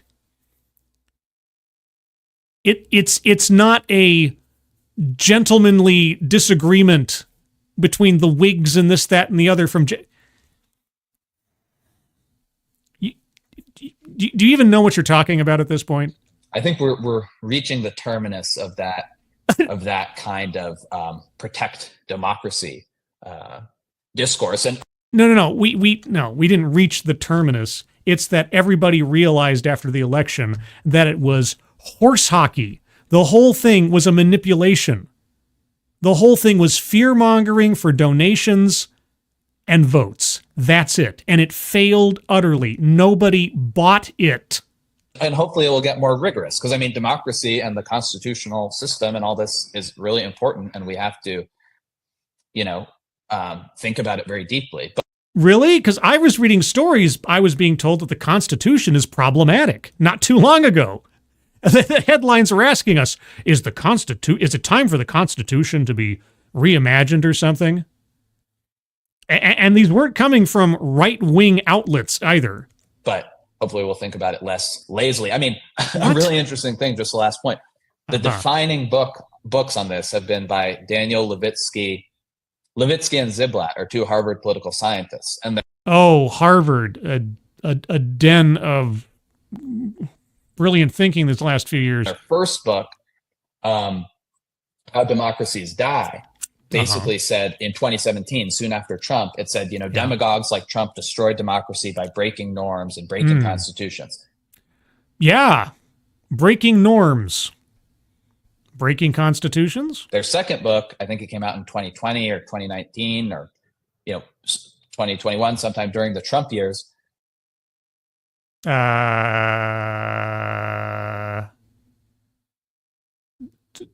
2021 during the Trump years? It sort of said, well, the whole Constitution is anti-democratic.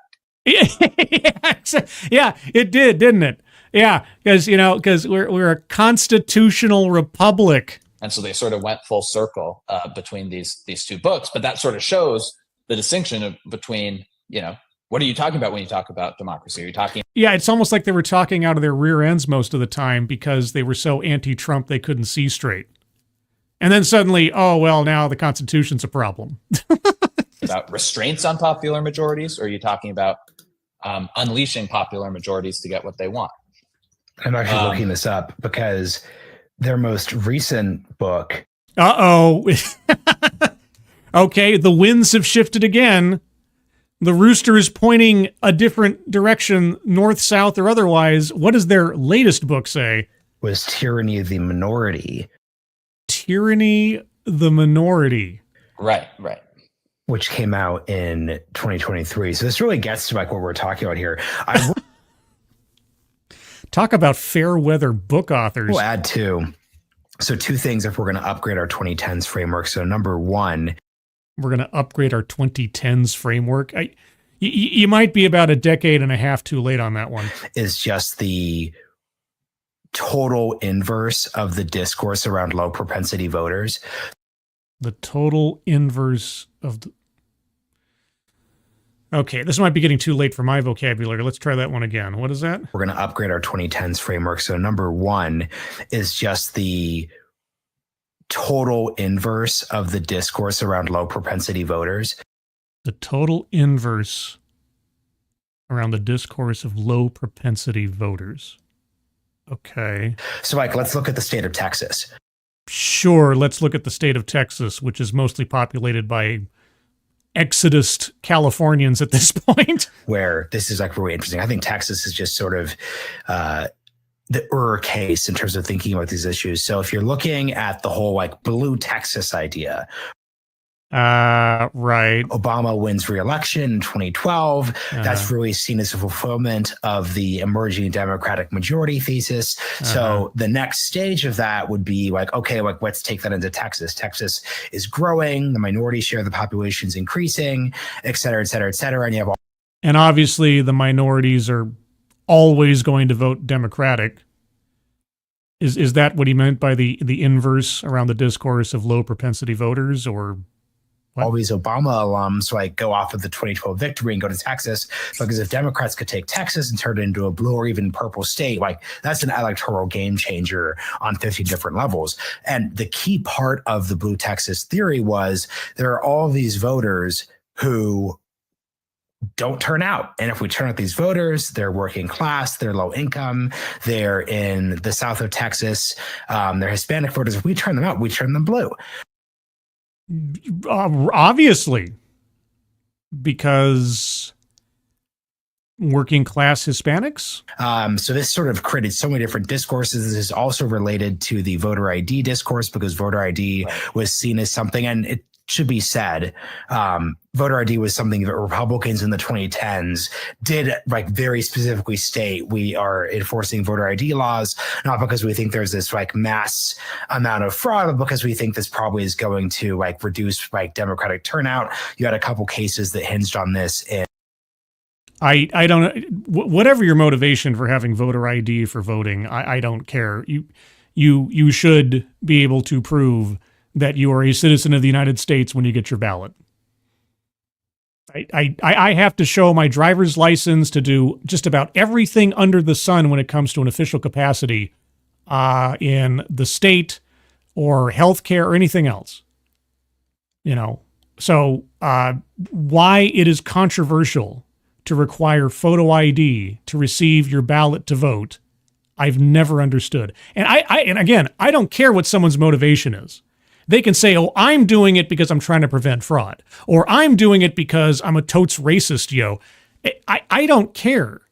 The 601 thing happened. It's the same. It all ends up being the same thing. All comes out in the wash as you've proven you are a legal citizen and resident of the United States, and thus you have the right to a ballot to vote. The end.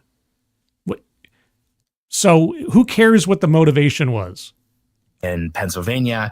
But basically the Democrats were like, look, we turn out more voters. We oppose things that restrict turnout like voter ID, and that's going to lead us to winning. Restricts turnout. Yeah, to legal citizens. Heaven forfend. That's all done. That's entirely over. What's entirely over? Low propensity voters definitely help Trump. Well, I mean, do the Democrats now want voter ID to make sure only legal citizens voted for Trump? The laws that Republicans passed in Georgia didn't actually like reduce turnout. So like this whole democracy discourse has just sort of reached a weird point. A weird point where so many things that we were told were true were nonsense. And where was that all coming from? Where it's not quite clear where anyone goes from there. It's not quite clear where anyone goes from there.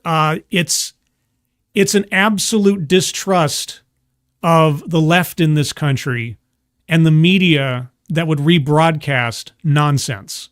That's where it goes. That's part of the equation here. How is this not registering? Again, this was posted 10 days ago. We're not talking about like 22 hours after the election was over with or something. Okay, you had some time to think about it. Yeah, no, that's exactly right. The low propensity voters. Low propensity voters. there's been empirical research on this too. They've gotten more conservative. Trump sort of there was conventional wisdom going into election night was the bigger the turnout, the better it is for Trump. Yeah, you know why that is? You just said it before. Working class. It's the economy, stupid. People can't afford groceries in the same way they could afford them 4 years ago. It's as simple as that. You named it. It's got nothing to do with their ethnicity. It's got to do with where they sit on the totem pole and how they're able to survive in this country in trying to make a living and put food on the table. And under Biden, it was a heck of a lot harder to do. And everybody remembers under Trump, things were pretty good. Now, whether or not you can attribute the condition of the entire economy to a president, definitely arguable. But it was a much easier argument to make in this instance because the Democrats were telling us we have the greatest economy in the world. And yet people can't afford eggs. So these two things didn't line up. And we knew we were being lied to. And I would end in the midterms. So that also means that Republicans go from being the party advantaged in the midterms when they're the high propensity voters to disadvantaged in the midterms when they're the low propensity voters. And so what has that got? What? We'll see. And so you think that by what 2026, the House and the Senate go the other direction? I mean, they could. It's usually the case that there's a correction. I don't know if is that where he's going? So I remember like in 2014, I think a turning point in our politics was like 2014, 2015, right? It was sort of a time of when the right sort of turned toward Trump and the left had the Great Awakening. Yeah, well, that's roundabouts the time that I started my channel. So, yep. And so on and so forth. I think part of what happened, part of going back to this sort of liberal discourse, the idea was like, okay, Republicans won the House, but they didn't win a popular vote majority in 2012. And in 2014, they had a great midterm, but it was really low turnout. So this isn't really the will of the people. And Obama beat Romney decisively. And that was part of, I think, what emboldened Obama to do a lot of these executive orders on immigration. Yeah. You want to talk about DACA? Which ended up, arguably paving the way for Trump, or, some of them were squatted by the Supreme Court and so on. Well, yes, in a way. Yeah, he tried to get relatives of minors brought to this country illegally and sort of tack that on to DACA, that, well, if you qualify for DACA, then your family members can too. And the Supreme Court said no. And Trump tried to get rid of DACA, but he was disallowed from doing so because, heaven forfend, again, Congress have to do their jobs and have an up or down vote on the DREAM Act. But, okay, what does Obama's executive orders have to do with low propensity votes in 2024? I maybe there's a connection. I'm missing it. But there's this idea of like the Democrats talk themselves into an idea that they have more Democratic legitimacy, and this Republican coalition that does well in midterms with a low turnout is sort of less legitimate. Sure. I mean, and the same can be said now after Trump's win, right? He got the popular vote and the electoral vote, so he's more legitimate in the eyes of most people than he would have been if, like in 2016, it had been a quote-unquote split decision again, right? So, okay.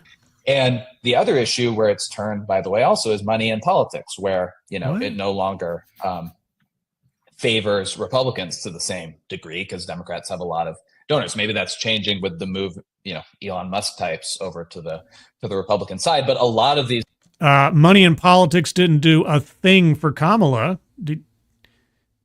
I think that was a known issue 10 days ago. sort of frames have flipped, and we'll see how people adjust to them. What? Yeah, and What? I just think that it's just like, and what we're really talking about here is like a transition in eras, and just like something I just like really concluded is the Democrats need to just frankly just accept voter ID. Yes. And it's a frustrating. I really mean this. It's like a frustrating discourse because like Why is it frustrating? It's photo ID is required in nearly every other aspect of our lives. Why not for the ballot? Run in tech circles, and there'll be all these like tech people who are newly, like not only Trumpy, but they're newly activated to politics, and they would just look at the Democratic opposition to voter ID through the lens of like, okay, so they're doing this for fraud purposes, like this isn't legit, et cetera, et cetera, et cetera. Well, when you have so many people pushing to allow undocumented immigrants the ability to vote in elections, yeah. I don't know if you know that these attempts have been and are still being made. I don't know if you're aware of this. So it makes all the practical sense in the world to require voter or photo ID, to receive your ballot. Not knowing, I think the important reality that this is the 2010s, every single bit of conventional wisdom was that like, this is something Republicans use to take our voters out. Take our voters out. You know, all those voters who don't know how to get a photo ID or don't already possess one simply on the basis of a driver's license or something. And that's like quite literally what happened. But the other side of that is that the 2010s are over. Did you know it is not the current year of the current year a decade and a half ago? And now that we've like run the experiment, you just need to accept that experiment. And then it was never a bad idea to require photo ID. It doesn't matter what decade you're in. What are you talking about? what you could do from a Democratic Party perspective is say like, look, we're going to make photo ID free. You're going to make photo ID free. Anyone can go and get, at worst, a state ID, a state photo ID. Now, even if you don't want to have a driver's license, as far as I know, you can go to any state in the union, and if you've got your social security card number and everything else, birth certificate, etc., you can get a state ID that is a photo ID. It still costs you. They're gonna charge you a processing fee or whatever. But yeah, no, if you want to completely subsidize photo IDs for citizens, by all means, go ahead. We're going to have like aggressive like campaigns that like work to actually like make sure everyone's like registered and then because one of the other like Democratic Party like defenses of like the lack of voter ID laws is like actually it turns out like birth certificates are sort of hard to find sometime. It actually can be sort of onerous, but the amount of people who are going to find themselves in that situation are in such a small minority, and there are other ways around it. We have mechanisms in place for these things in any other circumstance in order to get a driver's license or anything else. It's nonsense. The place that I would like the democracy discourse to move is towards things that unironically shore up democracy. And just because I'm a part of like the broader like Breaking Point cinematic universe, I don't really go on the show anymore, but I still just like talk to people from that space. The Breaking Point cinematic universe. You're friends with people from a different show, okay? I just meet all these like normie Gen Z people who are like, oh yeah, our elections are totally cooked. Like why can't California or these blue states actually do the votes properly? This probably doesn't seem legit. Or why do I have to show an ID to do like a flight, but not like actually voting? Good. Wow, Gen Z coming up with the good questions. And I think that like there are some pretty common sense, like wonky responses to all these issues. But I just think from a Democratic perspective, like just like putting that to the side and just saying like, okay, like we as Democratic Secretary of States are going to just have California get its stuff together. I know that there are states like Pennsylvania where Democrats tried to pass through things that would make votes get counted faster, and Republicans weren't very helpful. Actually, not just unhelpful, they prevented it from happening. What's that got to do with voter ID? But I just think like the democracy movement has to be about shoring up processes. Yeah. Golly gee whiz. And wasn't it interesting that at the time that everybody was saying, oh no, democracy's going to die. This is the death of democracy. Maybe we should institute voter ID laws. That's racist. Rather than like, I think the big epic sweeping Jason Stanley fascism stuff would be my take. What? Okay, so basically you're coming to the conclusion that all of the nonsense of the last 4 years and beyond, if we're going all the way back to voter ID controversy, has been a waste of time. I guess I'm right there with you. Yeah. Yeah. Sorry guys, I got so caught up in here. Let me go over to the chat for a couple minutes here. Shiro Amada. I need photo ID in middle school and high school, let alone college. Military ID, driver's ed will help you get a learner's permit. Pretty sure a lot of employers provide some form of... Exactly. All the arguments of like, oh my God, I can't get a photo ID because bad. Like, this country and our bureaucracies have been around for quite a while now. There is a way. Some people may indeed have to jump through more hoops than someone else based on whether or not they have the proper documentation. But there is a way. If you're here legally, there's a way. Mom Bear, as someone who did pro bono for homeless and ex-cons, I guarantee you that street/poor people know how to navigate red tape better than literally anyone. They can get an ID. Exactly. It's not rocket science, and it's not something that is an iron wall of impossibility for people.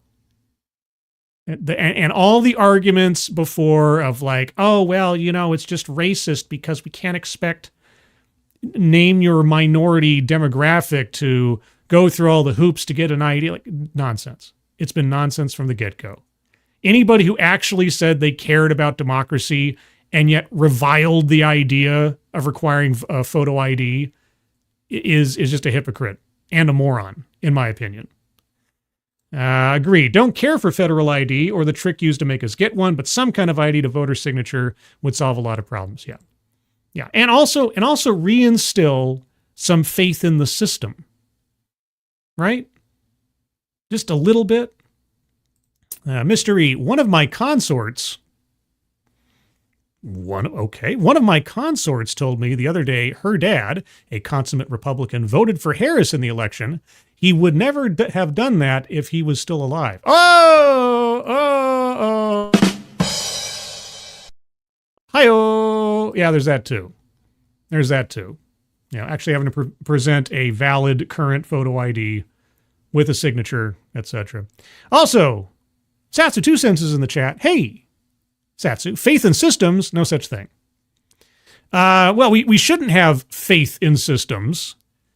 We should have mechanisms that test and audit our systems on a regular basis to make sure that they're working correctly. That's what the judiciary is for. That's what the legislature and so on. Yeah, a part of, and I'm not dunking on you for, I'm just saying that, you know, part of how our democracy, our constitutional republic is structured is to actually have no faith in systems. That's why we have the balancing of all these different things to test and check each other, or at least that's how it's supposed to work most of the time. That's the great thing and the great prospect of our nation, is that we actually don't have faith in systems, which is why we vote and we have checks and balances and reviews and so on. Are they susceptible to corruption and manipulation? Boy, howdy, are they. But they also carry the promise of reform if people have the balls to do so, which I guess we may or may not see in the next 4 years. I suppose we'll find out. Yeah, I think it would be very interesting if any Democrat could break that taboo on voter ID. And a big question also is, I mean, Democrats came very close to like nationalizing election rules in 2022. And how much fun would that have been? Gosh, taking more power away from the states. It's the United States of America. It's not the United Federal Government of America. You know, if they could have nuked the filibuster. Uh-huh. And I wonder if they'll back off of that at all. Because people don't remember, that was when Biden went to Georgia and said, this is the new Jim Crow. If they nuke the filibuster, they won't have it to use when they're in the opposite position in the future. This is the thing you always have to remember. If you give yourself a power or an ability in order to do something you want to do now, it's going to be there for the other guys to do what they want to do when you eventually fall out of power. That's another sort of like check and balance you have to keep in mind. And, you had Kristen Sinema decline to break the filibuster and allow 50 votes for this really sweeping thing that would, alter election rules on a state level. Republicans, don't seem interested in requiring voter ID on a state level, but it is interesting to see if Democrats still, their next trifecta, which may seem a ways away, but could be as soon as 2028 or 2032 or whatever. Could be, sure. 2030, want to try something like that because, we talked about federalism in terms of abortion. We have federalism in terms of these voting laws. They're very different state by state. And, right now what California does doesn't matter so much in terms of national elections. But it's I hope that, at a state level, Californians could decide that they no longer want to take, months and weeks to count all their votes, or the chance that they're being manipulated by illegal voters, and could make some of these common sense reforms. I don't know. You would know better than I if there's any prospect of sort of somebody breaking that taboo and who's an elected official. Maybe Seth Moulton can say something about trans, but I haven't heard anyone say, well, we should say yes to voter ID. Well, what I would say is required voter ID for federal elections. Right. States have the ability to decide how they want to handle their local elections and everything else. And maybe there's no way to sort of, split that hair. But for the sake of presidential elections and federal elections elsewise, photo ID. And then the states can follow along or choose not to, I suppose, and leave it up to their constituents as to whether or not they have faith in their state processes and in their board of electors and so on. But at least for federal elections, photo ID. Sure.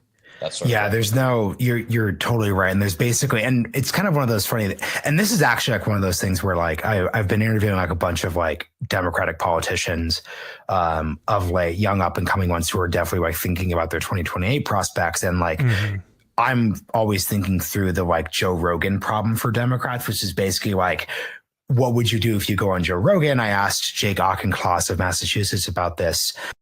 What would you do if you went on Joe Rogan?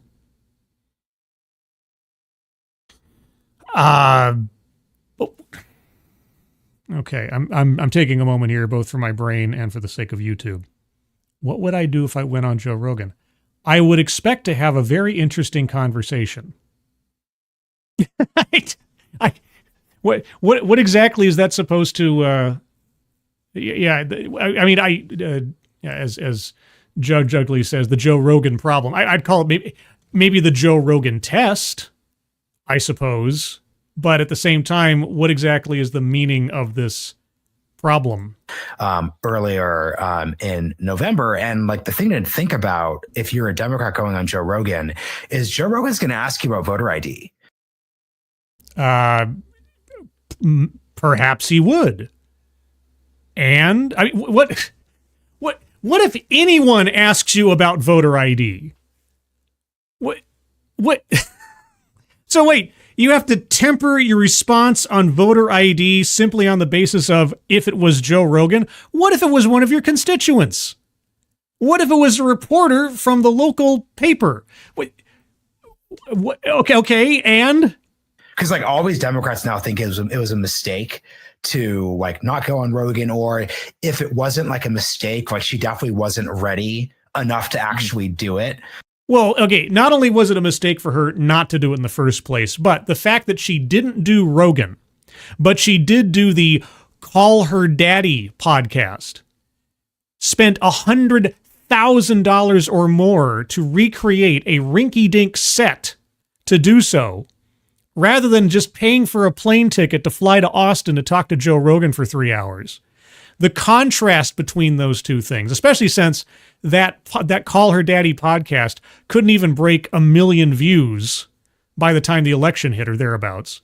Whereas the Joe Rogan podcast with Donald Trump, how many tens of millions of views did it have in the first 48 hours?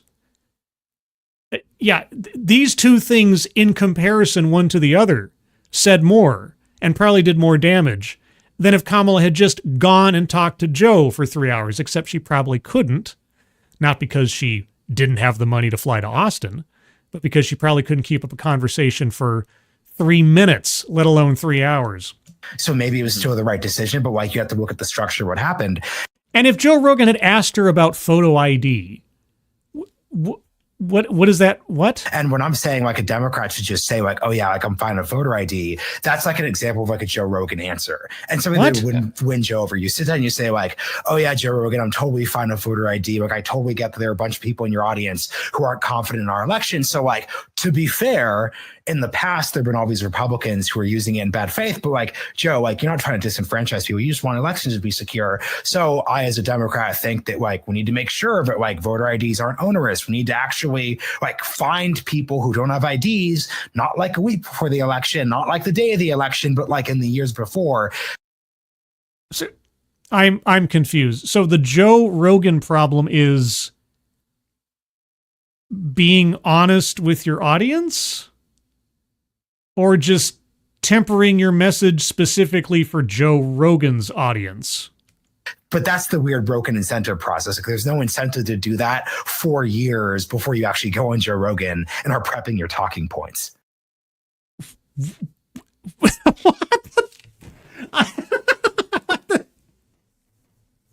There's no incentive to answer a question honestly and pragmatically if Joe Rogan asks it.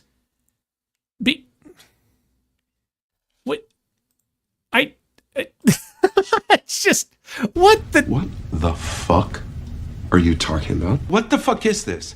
What the fuck is this? Right? Oh my gosh. Okay, I didn't know I would go on this long on this stream, but we're in for a penny, in for a pound. There's 12 minutes left in the talk. I've got plenty more curiosities as to where this conversation / analysis is going to go, especially now that we brought up the Joe Rogan problem. Go ahead. Yeah. And of course, we've started, the big change since the pandemic that we don't seem to be going back from is just a much longer election, month or weeks with mail-in voting. We knew who the president was on election night. Unless you're talking about local and state elections, that's sure. See, and I'll tell you something. This is one of those things where, like, because I'm from Oregon, where like Oregon's had vote by mail since the 1990s. Like, I just have zero. Whenever my conservative friends are talking about this, like, I just like, I'm pretty empathetic, but I'm just like pretty low empathy on this one. Yeah. I think it's fine. It works. Like a lot of the problems you're actually talking about, like. Yes, but sorry, go on. and it may reduce the voter ID problem, because then if you're just people are just sending it to their house and it's postmarked, then it doesn't matter. Yeah, no. Yeah, it's almost like mail-in ballots was a mistake. It introduces too much uncertainty in the whole process. This is why the election should be a federal holiday. Okay. It should be more than 1 day.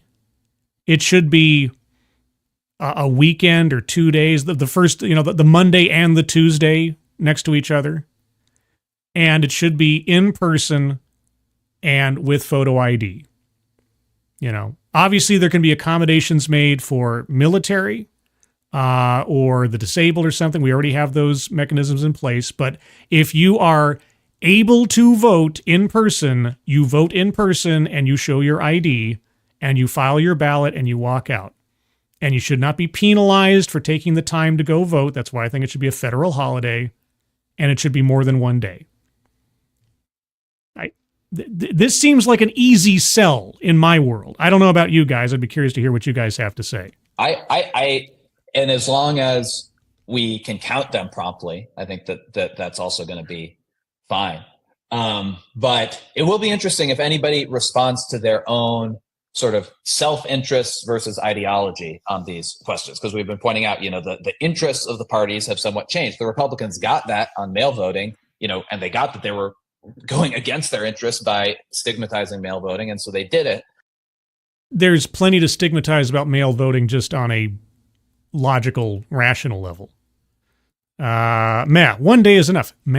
Okay, dude, I am trying to get you an extra vacation day. Just let it happen, okay? I'm just saying, 4-day weekend, okay?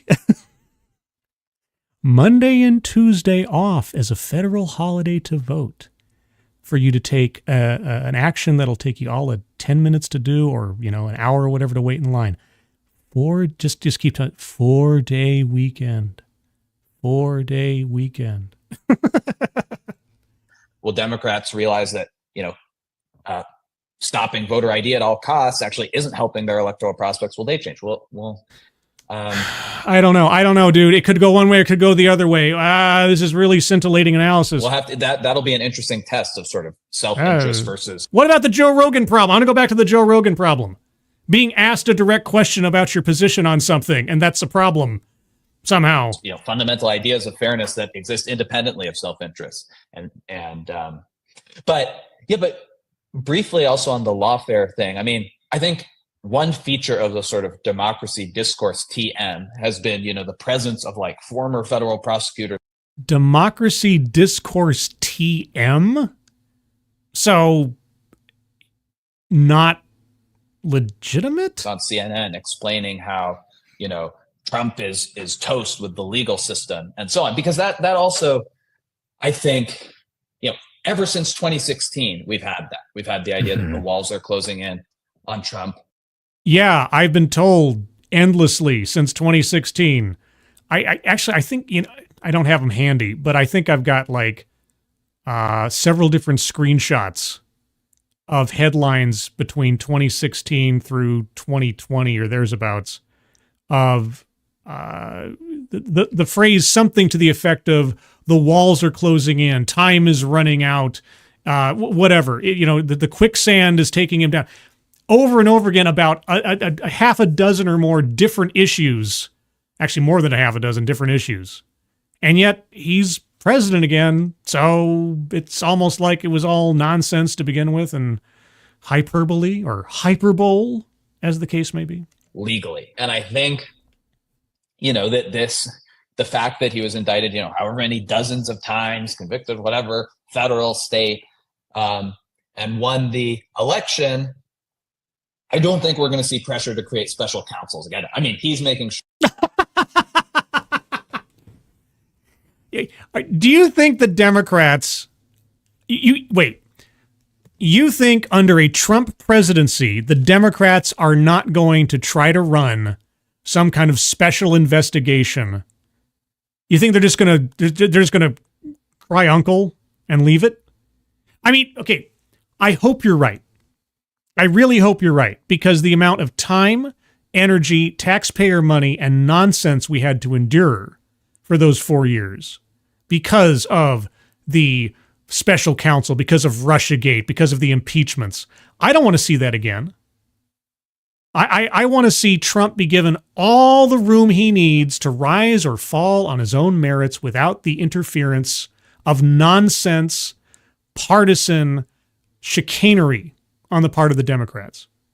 I want to see legitimate opposition from the Democrats. There's got to be a balancing act. But yeah, if he's right, and we're not going to see special counsels, or we're not going to see special committees on this, that, and the other, I'd be a happy guy. I don't know that I have that much faith in the Democratic Party not to try to stymie Trump in his agenda beyond the normal procedures. But I'd be happy to be wrong. Sure of that, because he's putting in his people at the Justice Department who won't do that. But that's sort of an aspect of sort of like the system lurching away from like, okay, he's the president, we can't use the legal system to get rid of it. But I guess just as an obituary for the lawfare movement, what I always felt was like okay, you think that Trump broke the law, you can charge him. Yeah, and they did. And then as soon as he became president, they rolled over and dropped it. You still haven't quite addressed the possibility that indicates a weakness on the actual merits of the cases that were brought against him. Right? Because otherwise, the only other interpretation is he's above the law because he's the president. Which one is it? Congratulations. Are there other bad things that could happen as a result? And people would be like, that doesn't matter. How dare we consider outcomes? No one is above the law. And it's like, okay, well, how did that go for you? You've gotten the Supreme Court ruling creating immunity ahead of his first term. You boosted him in the primary. Like, you have to consider the possible downsides to any step you take before taking it. So I don't know. So that was just one of my beefs with the institutional resistance, was like, think about what could happen that could go wrong.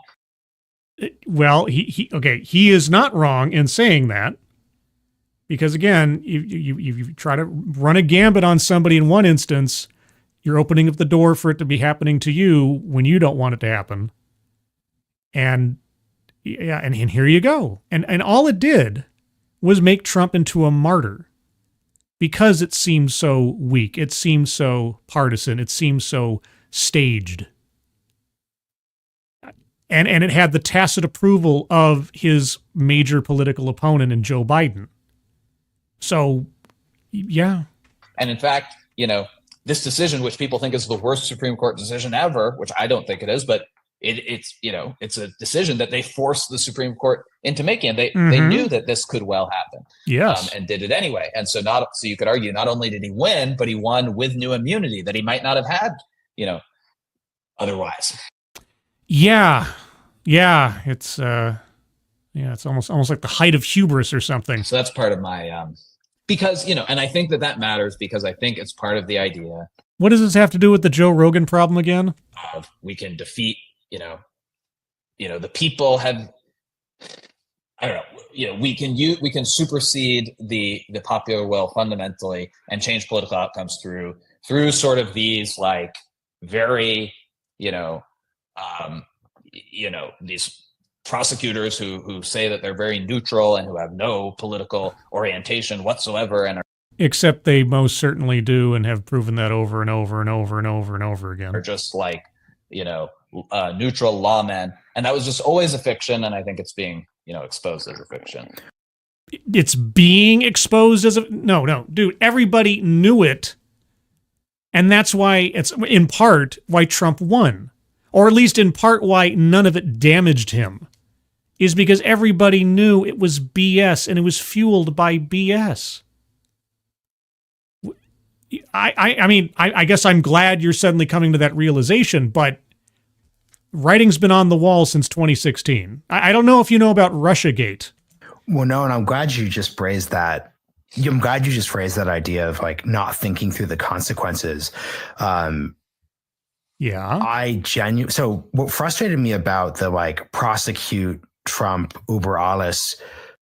You mean the thing that you decided not to talk about on your podcast, even though it was completely relevant, but you didn't see it going anywhere, so it wasn't worth talking about? Uh-huh. Cohort was just like the absolute rejection of political pragmatism. You're not getting close to talking about Trump derangement syndrome, are you? And like the invoking of political pragmatism as a sign of like cowardice or sliminess or compliance. And look, this, like my politics are like heterodox center left, but like I spend a lot of time with like very, very, very conservative people. Just like on a variety of levels, like socially, but also just in terms of the like type of guests I have on this podcast. Yeah. And I don't think something that like really inspired my pragmatism on this topic was just like, you didn't have pragmatism on this topic. You didn't talk about it. You just told, unless I missed something, you said earlier that you didn't bother covering the prosecutions of Trump because you didn't think they were going to go anywhere, which that notion in and of itself was worth talking about. but you avoided it. That's pragmatism? No, the pragmatism would have been to say, hey, even though I'm center left, and even though I'm no fan of Trump, and I think he's done some probably pretty shady things, these prosecutions are empty, weightless, probably counterproductive, and a waste of time. That would have been pragmatism. No, you made a choice not to talk about them. Again, unless I am, this is what he said. I've never listened to his podcast before, but just taking the information as he gave it, that is the opposite of pragmatism. That's just going along to get along. Oh, so look, in the total abstract, the idea that we don't prosecute a person for crimes because they could become president at some point or they could win an election, like that does make me uncomfortable.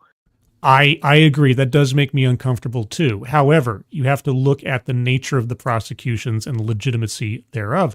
Why were they prosecuting Trump for something that happened 7 years previous when they had several years in between to do so after he was president before they decided to drop it? The legitimacy of the cases, yes? I think like that is the most, I think, reasonably articulated like version of this. And so in this case, it was Marshall Jason. Are you really saying if Trump did a crime, the fact that like X cringe democracy thing happened a few years ago, are you really saying we can't do anything about that? What? Countries across the world in Western democracies prosecute people all the time. Yes, but France, Israel, et cetera, South Korea, Taiwan. That's a very valid argument. But I think you have to take that argument, though, and to, invoke Kamala, apply it into the context of American democracy, which is that I think during a hyper low trust moment, maybe it was ill-advised to try to prosecute your political enemies in the middle of a presidential campaign. Tacitly approve, do nothing about it, and just say,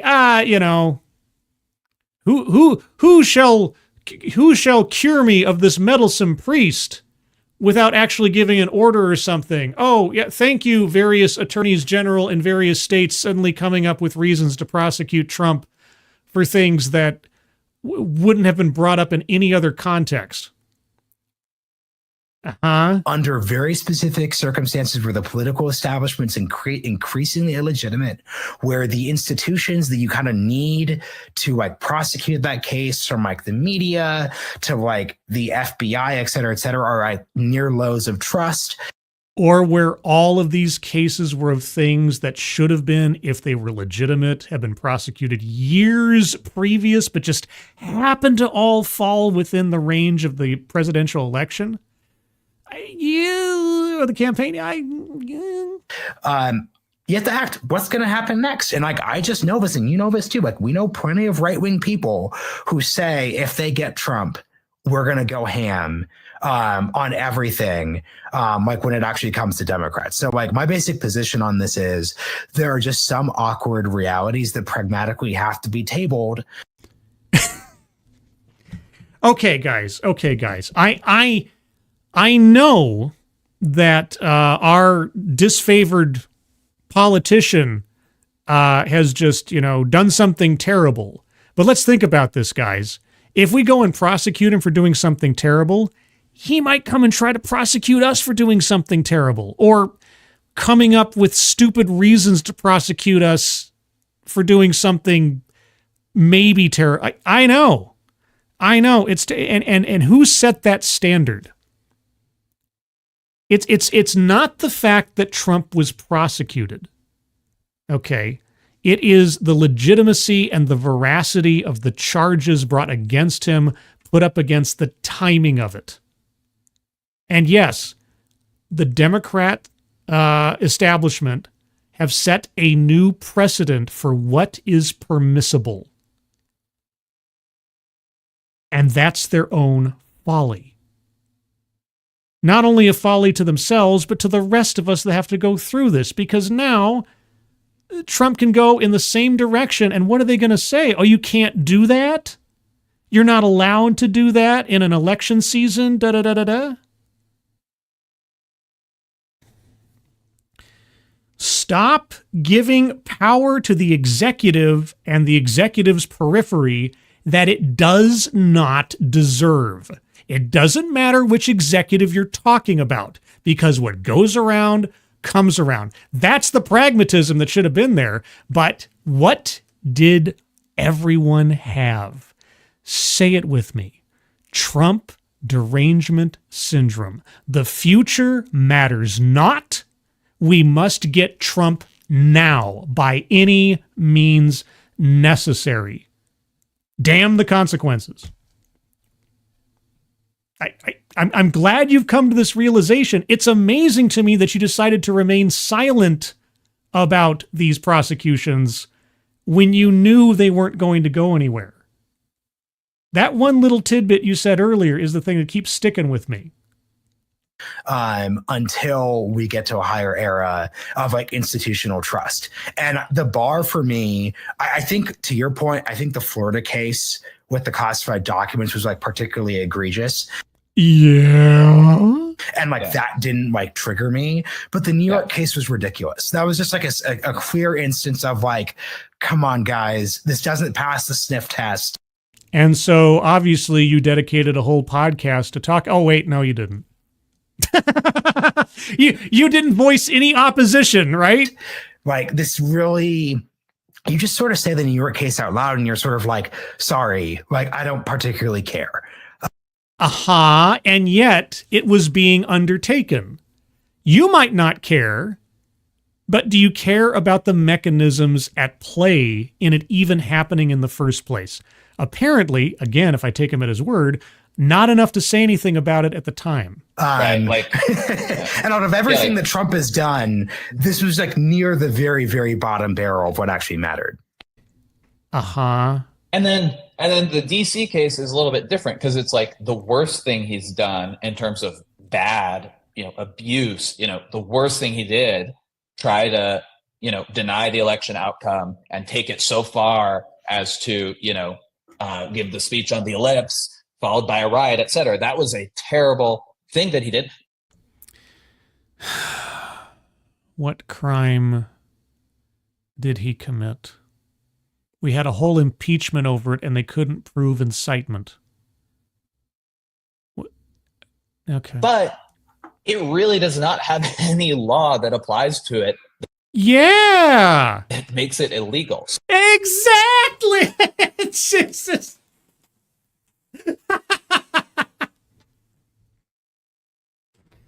Boy, oh boy, where were you 6 years ago?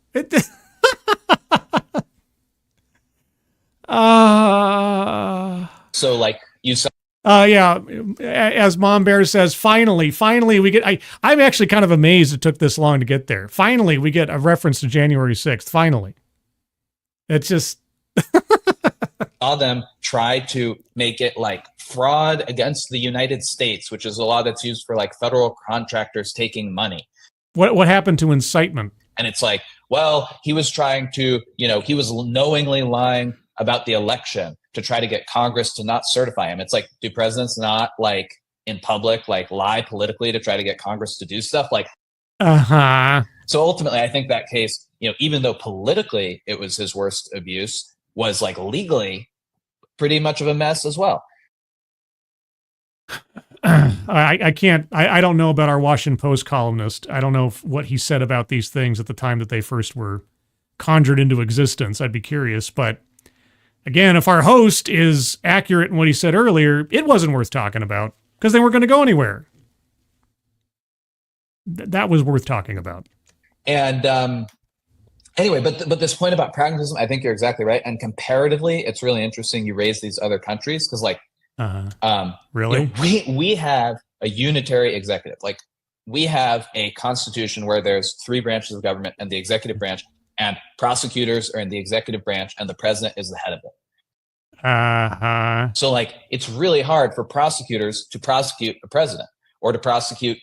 I mean, in Israel, it's a little bit different. Like the attorney general is independent of the president. It's difficult for prosecutors to prosecute a president. Well, the threshold has to be, fairly high and clear cut. I don't know. Do we remember Nixon? I mean, but at the same time, though, it is a rare, and I'm happy to be corrected. I am not a constitutional scholar. I am not a presidential historian. Have we had a president, I guess short of Nixon, perhaps, who has, I guess Nixon might be the one example, who has demonstrably committed a crime while in office?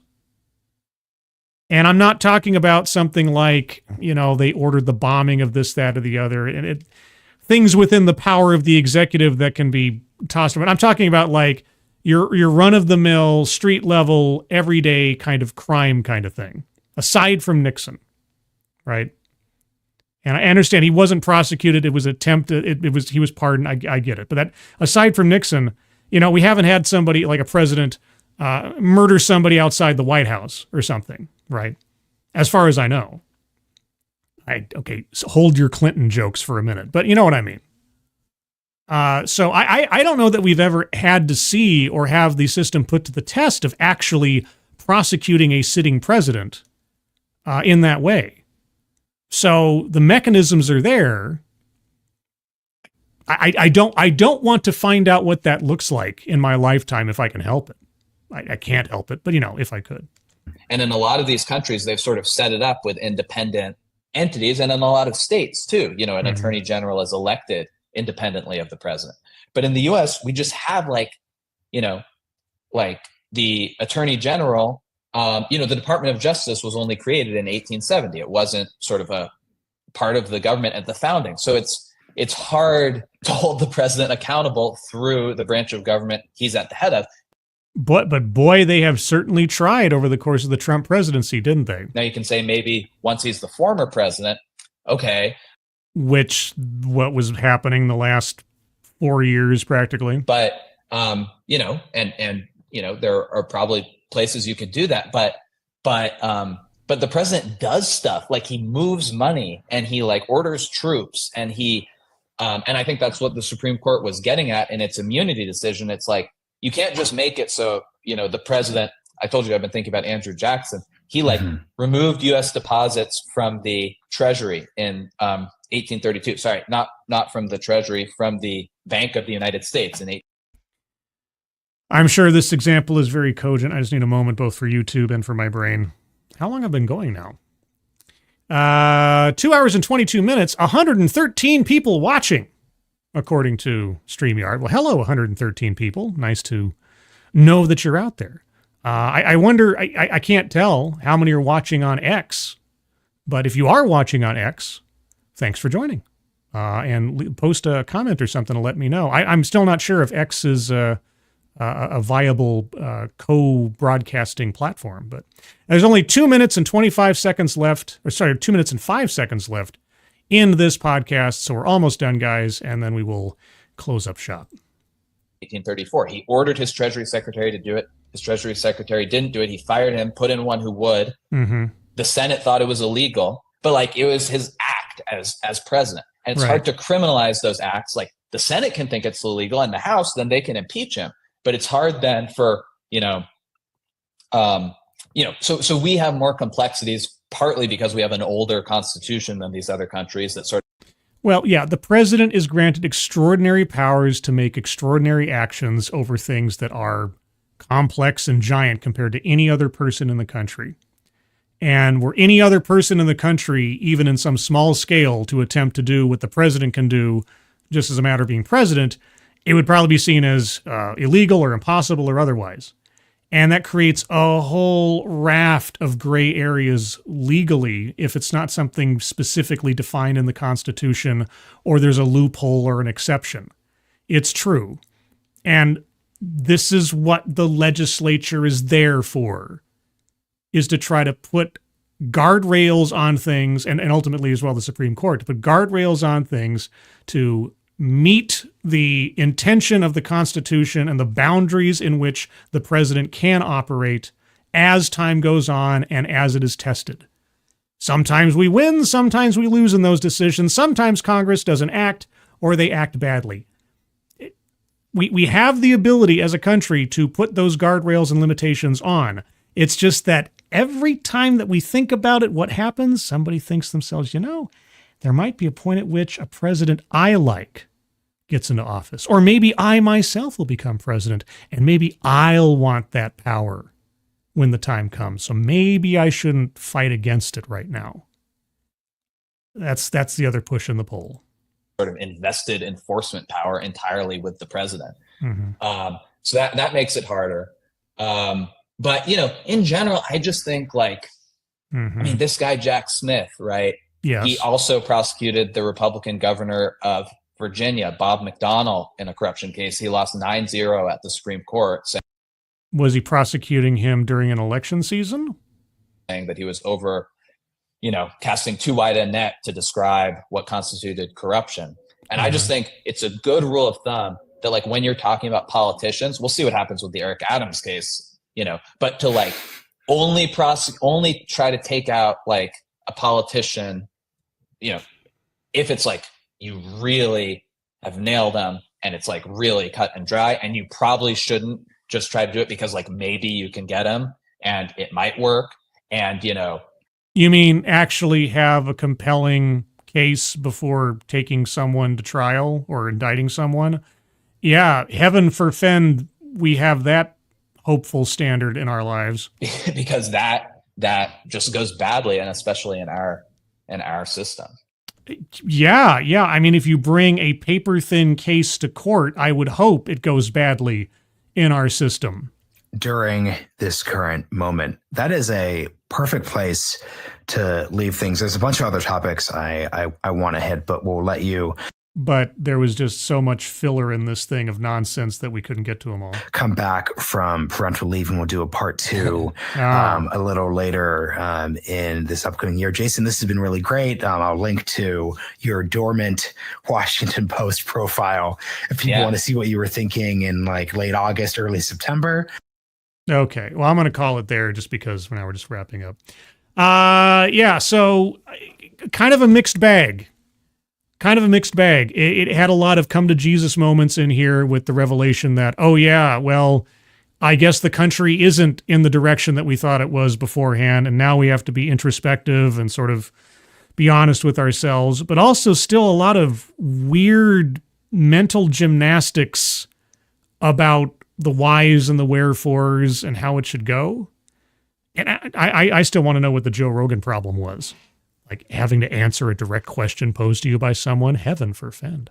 Oh my gosh, Meggles.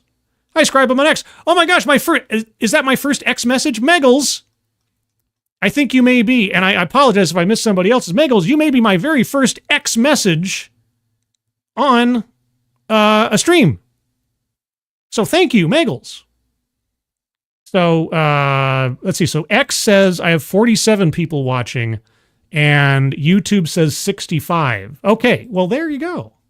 Well, hello, everyone on X. Thank you for joining. I appreciate that. I was curious if this was being received by anybody on X, and if you were watching it. So if you watched this and you enjoyed it in some way, shape, or form, please do share it out, retweet it, and all that good stuff.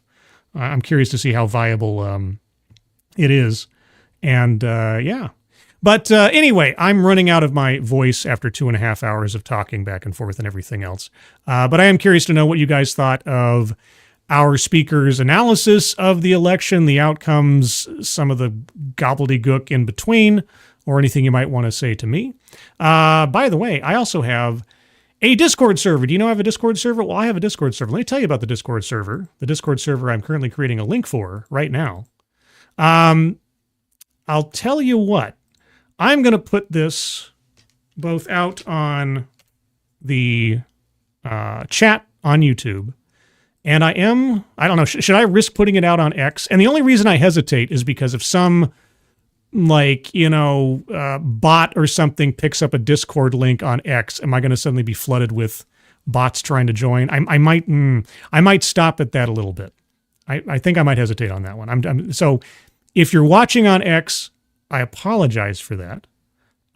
If you come over to the chat over on YouTube, it's probably the safer place for the Discord link, at least right now, until I feel more comfortable putting it out there by itself. But if you click on that link, you'll find yourself on the landing channel called Say Hello. And in addition to saying hello, you just have to say the secret word. The secret word will tell me that you actually watched the stream, are not a bot, and have thus earned the right, the privilege, and the entitlement to join the Discord server. And today's secret word is Joe Rogan. Just say hello, Joe Rogan, and I'll know that you watched the show. Beyond that, you can always find me here Thursday nights at 6 p.m. Pacific, 9 p.m. Eastern for TED Excellence, where I look at TEDx and TED Talks of different subjects to analyze and pick apart and try to learn something, and have TEDx bingo along the way to have some entertainment. As well, I'm on here Sundays at 8 a.m. Pacific, 11 a.m. Eastern for the Sunday stream, where I'll go over various interesting stories from the week. And boy, howdy, do I have a list this week. A lot of strange things happened. They're still happening. We'll talk about them on Sunday. But with that, everybody, I want to thank you for joining me. Moderators, thank you for keeping an eye on things, even though everyone here is so well behaved. You have very, very, very little to do. Everybody who donated, either to myself or to the link at the top of the YouTube chat box, to the Leukemia and Lymphoma Society, thank you guys so much for your generosity. Very much appreciate it. So otherwise, please do leave your comments. Do join the Discord server. Let me know what you thought about this. And beyond that, I hope you all guys have a good rest of your Friday evening, what's left of it, wherever you are. I hope you have a good weekend. I hope you're all safe and well. If you're not well, please get well soon, and I will see you on the next one. Take care. Bye-bye.